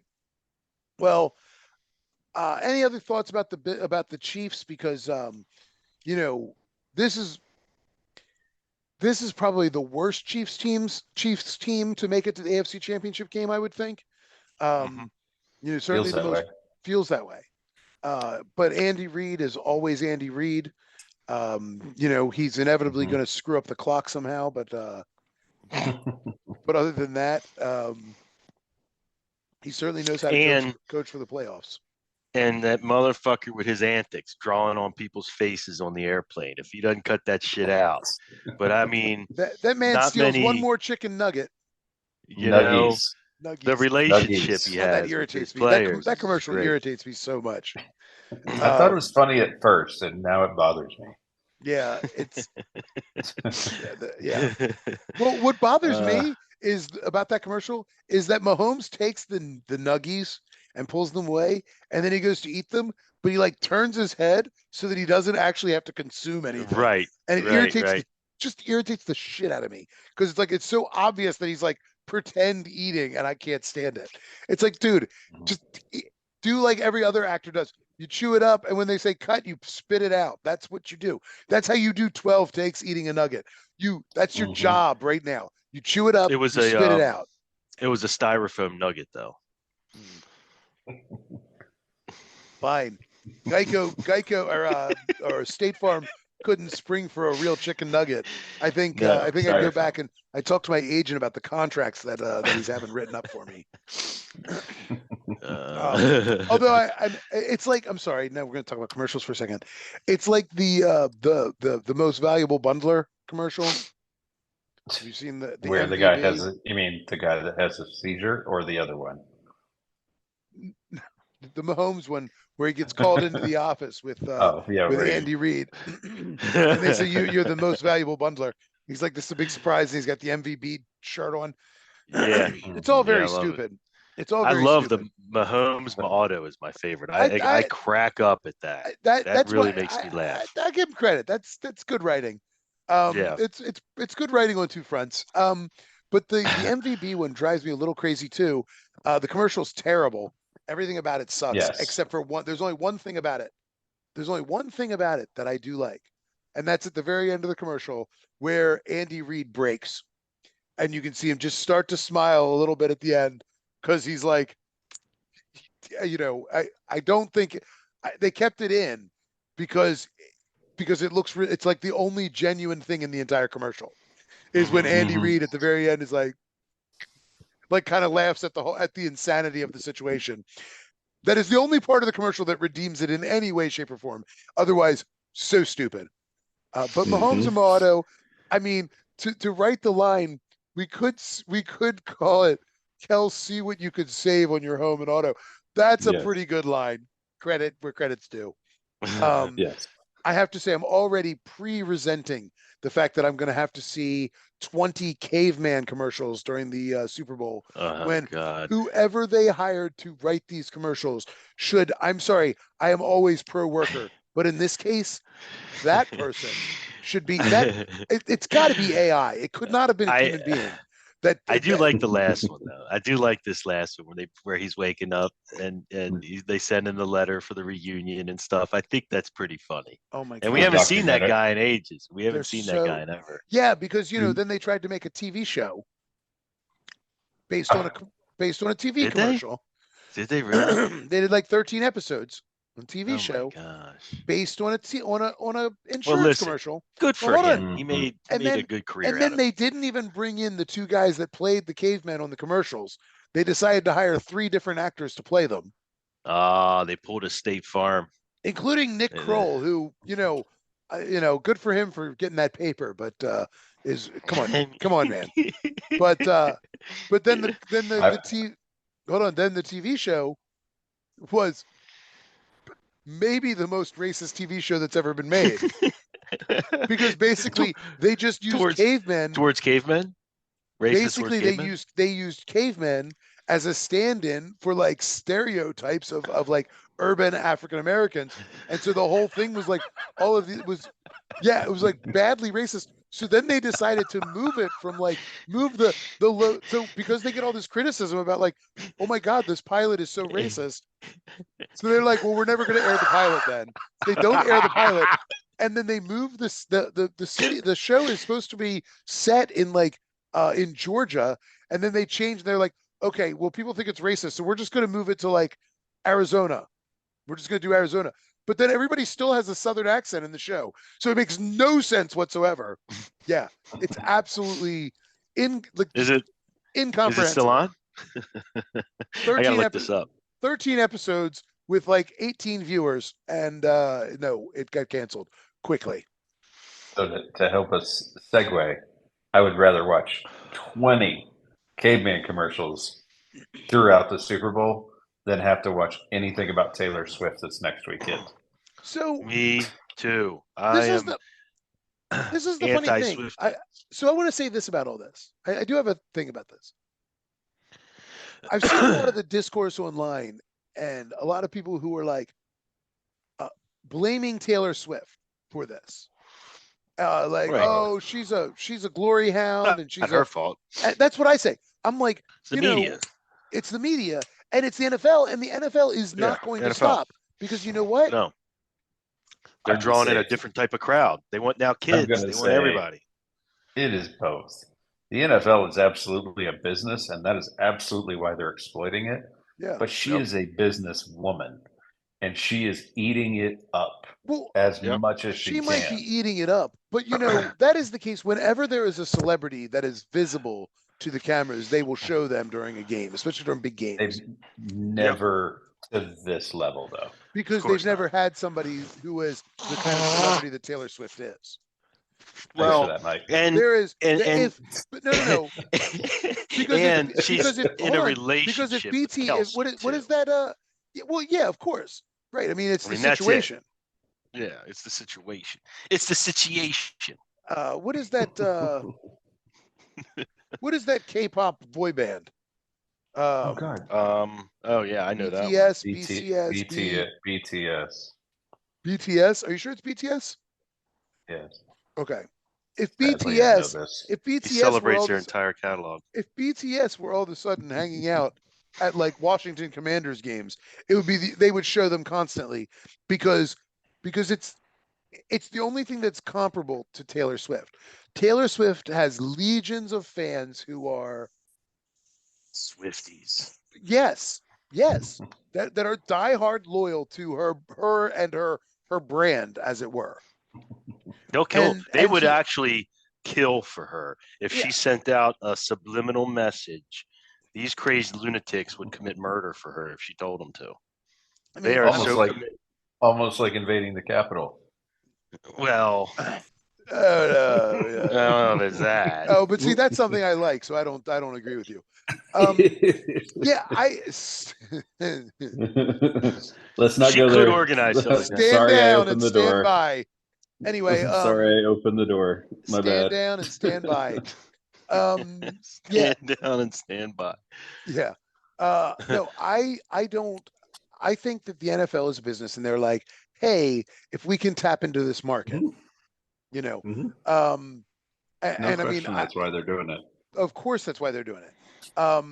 Although I have to say, did anybody win this weekend more than Jason Kelce? Well, he had a great time. He had a really good time, that's for sure. I love Jason Kelce. I can't help it. Like, no, he's so much fun. He is great because he's everything fun about a meathead frat boy, but he's not that.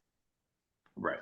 You know, I mean, like Travis is, but Jason is not. Jason is like I mean, I've listened to their podcast, not regularly, but I've listened to it a few times just out of curiosity. He's a pretty thoughtful guy. Or at least he certainly seems to be. Travis seems to be a fairly thoughtful guy too, but you know, he reverts to meatheadedness pretty quickly too. You know, good for him. But Jason really seems to be a smart, kind of rounded, you know, down to earth, normal dude who would be fun to hang out with. Travis would be fun to hang out with in the same way Gronk would. Like, you'll probably go to jail, but it would be fun. But you know, I have to say, I thought that was certainly the highlight of the weekend for me, was Jason Kelce, shirtless, beer in hand, like, woo, like cheering like a maniac. That was fantastic. Just absolutely fantastic.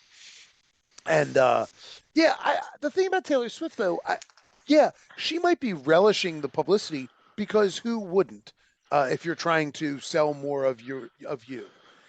But are you a Swiftie, Brian? No, I'm not. But I mean, I get the appeal. I mean, I'm kind of a Swiftie. She's talented. Kind of a Swiftie. She's talented. I mean, I'd roll the windows up and listen to her music. I don't hate her music. I mean, I don't like seek it out per se, but I have an 8-year-old daughter, so I do encounter it from time to time. And it's fine. It's great. But yeah, I mean, what I think is really fascinating is how people have put this on her as if she is the one making it happen. And that's the part that bothers me, is that it's like, I mean, you know, she is, when Detroit had its first home playoff game, they showed Eminem 6 times on the screen. That didn't make the game worse in any way. You know what I mean? Like, that didn't reduce the quality of the game. So That's because you didn't have to deal with it the entire season on top of it. For sure. But it was just a perfect reminder of like, this is what the NFL is going to do. They're going to do this. And you can't justify doing it with Eminem every game that many times unless Eminem was dating the kicker, and then you could maybe do it. That would be weird. Maybe Eminem and Anzalone. I don't know. Anyway, excuse me. All right. So that's enough of last week. All right. So I'm thinking that there's a way to tie, because if you just did opposites, yes, I know. Point spreads, this could be anyone's game. I know, but then I have to pick against. I'm going to have to pick at least one of these games against my interest. But yeah, no, I know that I am in a situation right now where I have no choice but to pick games that I don't necessarily agree with if I want to.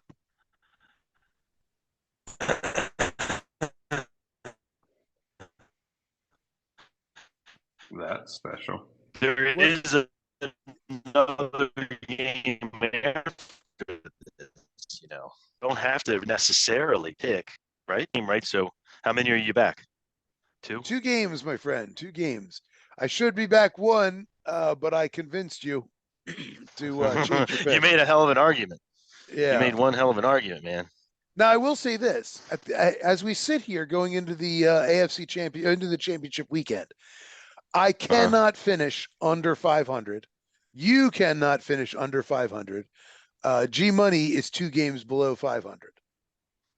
Okay. Yeah, now he made no picks this week. He made no picks. I haven't been making week. Picks the last 2. Well, you made picks the divisional round. That's right. I missed the first one. The Browns game, but you would have gotten it wrong anyway. Probably, yeah. Well, you said you would have picked the Browns. Yeah, and all 4 teams I thought would win 1 last week, but I don't remember the line. Mike, your connection is dreadful all of a sudden. Yeah. Not the version of Mr. Robot I like. Okay, so maybe we have to. Maybe I'll pause it. Can't hear me anymore. I can hear you now. You're back now. Say, wait till you get inside. Maybe. I'm not sure why you couldn't hear me, but my cell must have dropped. Anyway, all right. Who's up? No matter how you slice it, I have to say, just for whatever it's worth, going into the AFC Championship game, if I had betting every single game all season, and not thinking about how much money we lost on the VIG, 2 out of the 3 of us would have made money, and before the divisional round, all 3 of us would have. Mm-hmm. So it's a tough thing doing every single game. Impressive. It's impressive, man. It's a tough thing doing every single game with spread. So anyway, pretty good season for all of us. All right.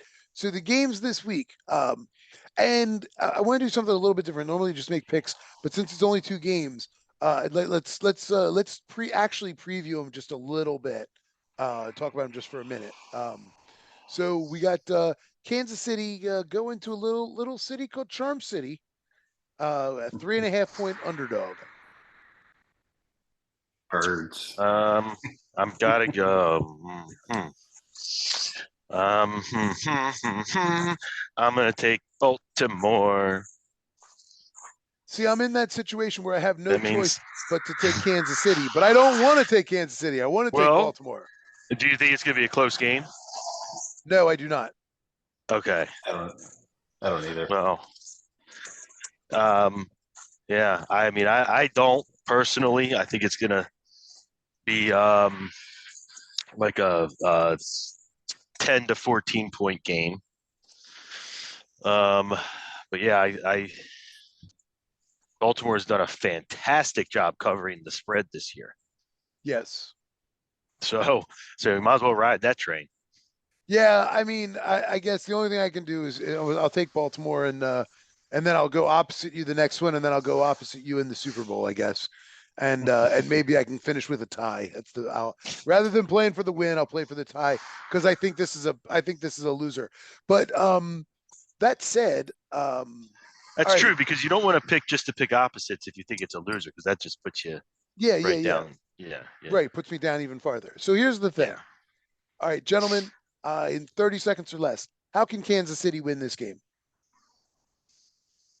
If we beat ourselves. I really don't see a way that they beat us.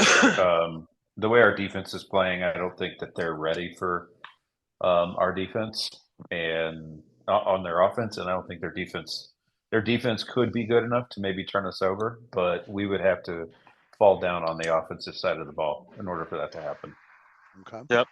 It's going to take mistakes, which we haven't been making on defense, giving Patrick Mahomes too much time in the pocket. And then on offense, coming in with some bullshit, different type of a strategy or some stupid horse shit that sometimes Ravens are known to do. But they haven't done it this year, so I don't expect anything like that to happen. But, that's it. I put double up on Kelsey, but Hamilton and, I don't know, Stone around him and go ahead. Somebody else try and stop us. My one concern is if I'm going to think about how Kansas City wins, excuse me, it's Patrick Queen having to drop into coverage too much. It's game flow forcing Patrick Queen to try and cover. It would be Kelsey having to cover Kelsey, because but I think you move Hamilton into coverage in that situation, and then move Stone into the starting position and run with 3 safeties instead. Okay. I mean, that is my one concern, is Patrick Queen not being able to range. If Andy Reid is able to scheme to make Queen range all over, not range all over and be at his best, and instead force him into those coverage situations, maybe even having to cover Edwards-Helaire or Pacheco out of the backfield, whatever, putting him in those positions. That is my biggest concern, because he is as great as he has been this year. It has been because they have reduced the situations in which he has to drop into coverage, which is the biggest. It's the weak spot in his game. He's fantastic in every other aspect, but that's why he didn't get extended for a 5th year, because they're like, well, he can't cover, and I'm not sure, you know what I mean? Like, we're not really certain that we can, keep him out of coverage. Don't forget, Marlon's probably going to be back this week too, which really opens up that defense even more to play man on like Rice and because Marlon will shut down Rashee Rice, generally all day. So you can double Kelsey, cover man on everybody else, and then just send the house after him. I mean, if we're going to be honest, though, man, Brandon Stevens has had a great season. He's played great. I mean, honestly, I mean, 3 and 4 deep. I mean, Rock Ya-Sin, Ronald Darby, my boy Arthur Millette, they have all played very well. Rock Ya-Sin probably the worst of all of them, but even then, like, pretty good season. For the number 5 cornerback. Rock Ya-Sin's played pretty well. For a guy that was on the practice squad at one point, pretty good, considering they signed him to, like, I don't know, $6 million a year or something.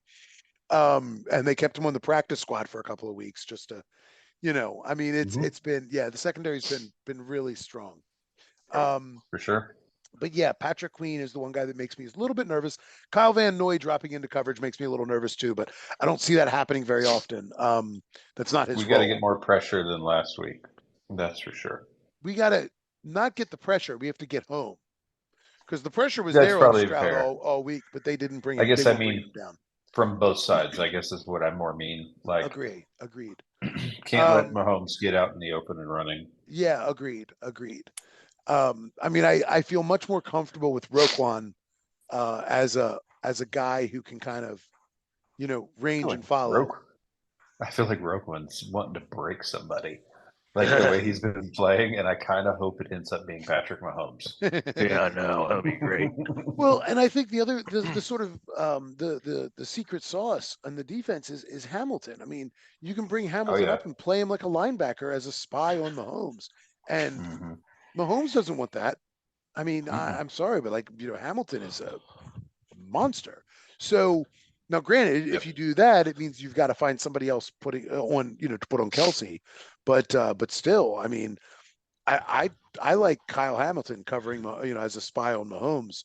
Yeah, I like I think you just cover Kelsey with two people. Like that way you don't have to do it in a single place. You put a safety and maybe Yes. Queen and Stone and let those honestly, two guys Queen and Stone, you're probably fine. You put it as long as you have right. somebody behind Queen. Yes. I mean, absolutely. He can cover the front end. Mm-hmm. Yeah. You just don't want him having to chase him all over the field. You just don't want him having to chase him down. Yes. Right. Yep. So yeah. Okay. So so we said that about how Kansas City wins. How's Baltimore win? Keep doing what they're doing. Yeah. I mean, they're running like a well-oiled machine in really all three facets of the game, and they're complementing each other, which you always hear about complementary football, but you're seeing it actually play out right now. And if they just keep going, I just don't think. I think the Chiefs defense is going to try and crowd the line like they did against Buffalo, but we have to be able to punish them, whether that's just over the top of the front seven with our tight ends or quicker routes to get the guys out in space. I mean, I think that's the biggest key to the Ravens' success this year is the depth. Depth of weapons. I mean, again, every time I think about it, I'm like, huh? Yeah, we're not hurt at all, which is crazy. I mean, every time I think about it, and I'm like, we have OBJ, Bateman, Zay Flowers, and Nelson Aguilar, all just rotating in and out of the game constantly. And you're like, all four of those guys. I mean, I know Aguilar has been a bit of a disappointment, with the Eagles and whatnot, but only because he was a first-round pick. He was a fine receiver. He wasn't a first-round pick. If he had been a third-round pick, they'd have been thrilled with his production. He's got good hands. He runs good routes. He just doesn't create space a lot. But when you're the third or fourth guy, you can create space. Yeah, you can create space because you're not matched up against Marlon Humphrey or Jalen Ramsey or whatever. You're we haven't even talked about Dalvin Cook and what he's going to bring to the table with the more reps he gets with the team. Yeah, agreed. And I wonder though, I mean, if you look at Dalvin Cook, his best success has been in a zone blocking scheme, which is not something we really do. So I wonder if they're going to be able to replicate that, or if he is. See, and again, I wonder, is he a scheme running back or is he just a good running back? Because he's only ever been in a zone blocking scheme. That's all he's ever run behind is a zone blocking. So I wonder if they're going to implement some zone blocking when he's in there. I'm curious, you know what I mean? And I'm not sure how, and I don't know how our offensive line can do that. It's not something we do. So I wonder, it is a thought I had in watching that game last week. I was like, yeah, I wonder how that's going to work because, again, he might just be fine, but his greatest success has been in that zone blocking scheme that Minnesota always ran. And I just, it's like, I wonder if that's, because our offense usually runs on these very delayed handoffs because Lamar is waiting to the last possible second to decide. And that is different than, finding your gap in the zone. You know what I mean? It is just a different scheme altogether. I wonder. Yep. But yeah, I agree. I mean, I think Dalvin Cook, number one, as a replacement for Melvin Gordon, he's much better ball security. He's a better running back too, and more explosive in his career. Yeah, Melvin Gordon's 33. Dalvin Cook is 28. Yeah, yeah. I mean, Hill looked great, so we don't really. I mean, it's not like we need between Hill and Edwards. We don't really need Dalvin. He's just another weapon to have. Hill has been everything that we've been told for 3 years that Justice Hill was going to be, but he hasn't stayed healthy. It is so nice to see him healthy because he is dynamic. He is a dynamic back. I miss Keaton Mitchell, but man, Justice makes. I loved. Yeah. Well, how could you not? He was so excited. But but Justice Hill certainly takes the sting out of that. And we have a new Ray Rice. Our new Ray Rice was hurt week 1. J.K. Dobbins. Yeah. J.K. Dobbins, and then our new Ray Rice. and then so we're down two, in my opinion, our two best running backs, and we're still. I mean, I think I have a lot of respect for Gus. I think Gus does a great job. I do too. For what he does. I do too. He's not a breakaway runner. That's never been his skill set. But he is still. No. I mean, he's still very effective at 4 yards in a cloud of dust. You know, I mean, he does a nice job with that. And he can catch a ball out of the backfield. It's not his forte, but he can do it. You know, so you still have the threat when he's in there. You don't like the defense doesn't know it's a run. You know what I mean? Like there's still that threat because he can go wide, he can catch. I mean, obviously he's not as dynamic as Justice, but yeah. And Justice can go between the tackles, which is itself a nice change of kind of pace because they've never used him between the tackles. I guess, you know, and so it's been a real eye opener for me to see him go between the tackles and have success. I mean, they've used him between the tackles occasionally as a keep the defense honest so that when he's in there, they don't know automatically that it's a screen or a swing pass or whatever. But he's had some success going up the middle, and it's like, oh, okay. Now you actually have to genuinely respect the run up the middle with him. So that's good. All right. So that's so we're unanimous. Baltimore, shocking as I sit here in my hat and my jersey. The much harder, the much more complicated game here. Detroit at San Francisco with the 7-point spread. 7 points. 7 points. Now, this is one I'm ultra tempted. My initial gut reaction is San Francisco. Initial gut reaction, San Francisco. But I'm going to go with Detroit in this one. Yeah, I'm going to, for two reasons, I am going Lions. One, because I think Debo being injured is a significant factor to that 49er offense. But secondarily, we talk about the NFL impacting 50-50 plays for outcomes that they want. And while traditional logic might say, well, they want the 49ers in there, all of the social media platforms going crazy with this purple and red thing. They do not want that to get any traction whatsoever. And so they're going, I think those 50-50 calls are going to go to Detroit's favorites simply to outweigh that.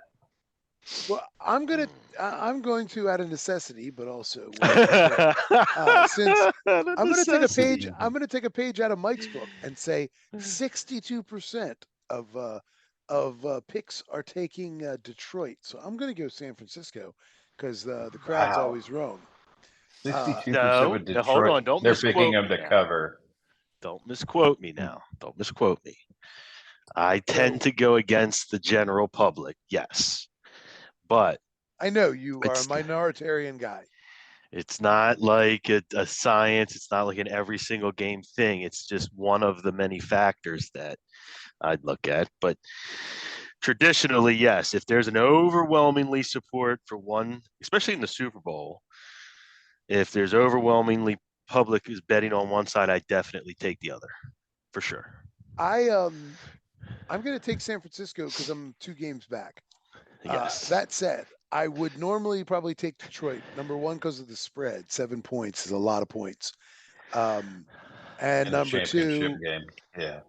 And you know, Debo Samuel, I've said all year that I think he's well, I've said since he got hurt and then came back that he's the straw that stirs the drink in San Francisco. Now he's a 50-50 call, so I don't know if he's going to play or not.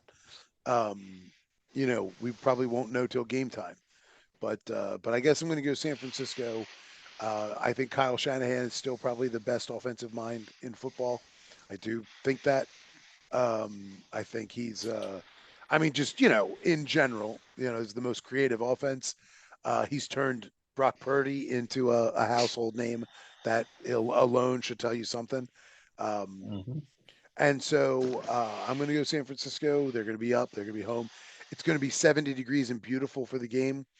The Ravens look like it's going to be rainy and miserable. Although it doesn't look like it's going to be raining hard, but it looks like it's still going to be light rain. So that does give me pause about the Ravens game. Playing in the rain is not my favorite. We don't always excel in those conditions. But that's all right. So let's take this a step farther, gentlemen. What do you predict the scores are going to be for these games, just out of curiosity, and get it on the record before we wrap up here? Okay, so with the spread in the first one is what, 3.5, right? Yes. 3.5. I'm thinking final score 34-17. That is exactly what I have already typed in. Hands up. Already typed in 34-17. Now, if that shit hits, I'm playing those numbers. Yeah, 34-17. I'm going to say 27-13 Ravens. Okay. I mean, the weather could affect that, but I think 34 feels like Baltimore's sweet spot. All right, and San Francisco, Detroit. What do you guys final score? Ooh, 24-20. 31-28. 31-28 Detroit? Yes. Okay. 24-20 San Francisco. I got 31-21 because I have no choice but to cover the spread. So I got 31-21 San Francisco, Detroit. I did originally have this called at 24-21 to San Francisco, but that's all right.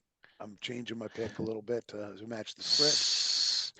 So I guess because of the spread, it's so funny because we could still end up, I guess, Baltimore, San Francisco type of a Super Bowl, and maybe still be close to tied or something like that. If I get both of my picks, if Baltimore covers and San Francisco covers, I'll be one game behind you, which will make the Super Bowl. But I would have won the Baltimore too, right? So I would have won the Baltimore game. Yes, which is why I'd only be one game behind you. Okay, I got you. I'm 2 games behind you now, so I need both of these games to win for me. And then for the Super Bowl, I just need to go opposite you, which means I probably have to pick against the Ravens, and I don't know that I can do that. So we'll see. maybe I'll get lucky. Maybe I'll get lucky, and they'll make the Ravens a 7.5 point spread, and I can then pick the Ravens just so I could be a homer, and you'll go 7.5 points. You got to pick the underdog and pick the underdog with the points and bet the favorite with to win outright. The money line. Mike, all you got to do is let him pick first and then pick whatever he does, and you're good to go. Well, the thing with Mike is he'll just change it later. Right. I will. Hey, listen, the rule isn't in place, right? I have until kickoff. I mean, it's not like I'm cheating. It's not like I'm going back and changing it. I mean, I still am. If I change it, it's still before the game. Yeah, but we do this show, and that's supposed to be a locked-in pick. That's the thing. We do the show, you lock in your pick. Unless there is some sort of drastic change. Like, hey, enjoy. I will see you guys. Yeah, I hope I get both right. Go. All right, man. I'll see you guys later. All right. Yep. Thanks for joining. Yeah. All right, let me go. I got to go be with my family. Go say hi to the family. Yeah. So, yeah. All right, man. We'll see. What times are the games on this weekend? 3 and 6, basically. I mean, I don't know if it's 3:30 and 6:30. 3 and 6:30, I think is right. 3 and 6:30. I don't know. I'm going to Orlando. Cool. Did you see the pictures from the place? Did I send you? I sent you pictures. I did. Yeah, that's awesome. Pretty fun, man. It was the restaurant we went to was, I mean, the bar or whatever, it's called the Tavern. We filled it up. It was only us. It was only Ravens fans, the whole place. They were over fire marshal capacity, and the place did $7,000 in sales in 3.5 hours, which is pretty good. Wow. Yeah, $7,000 in 3.5 hours. Which, I mean, for people watching a football game is pretty good. It's a small place. Like we had good stuff. We had 250, 300 people there, and that was we were like lots of people in standing room only. Yeah. You know what I mean? Yeah. Anyway, so this week we're going back to the other place, which is a little bigger, so we'll see what happens. All right. We'll see what happens. Hey, Frankie. All right, brother, man. Say hi. Say bye to Otis. Oh, Otis. Bye. Oh, Frankie's gone. I forgot. Otis. I had it backwards in my head. Yeah, Otis whacked him.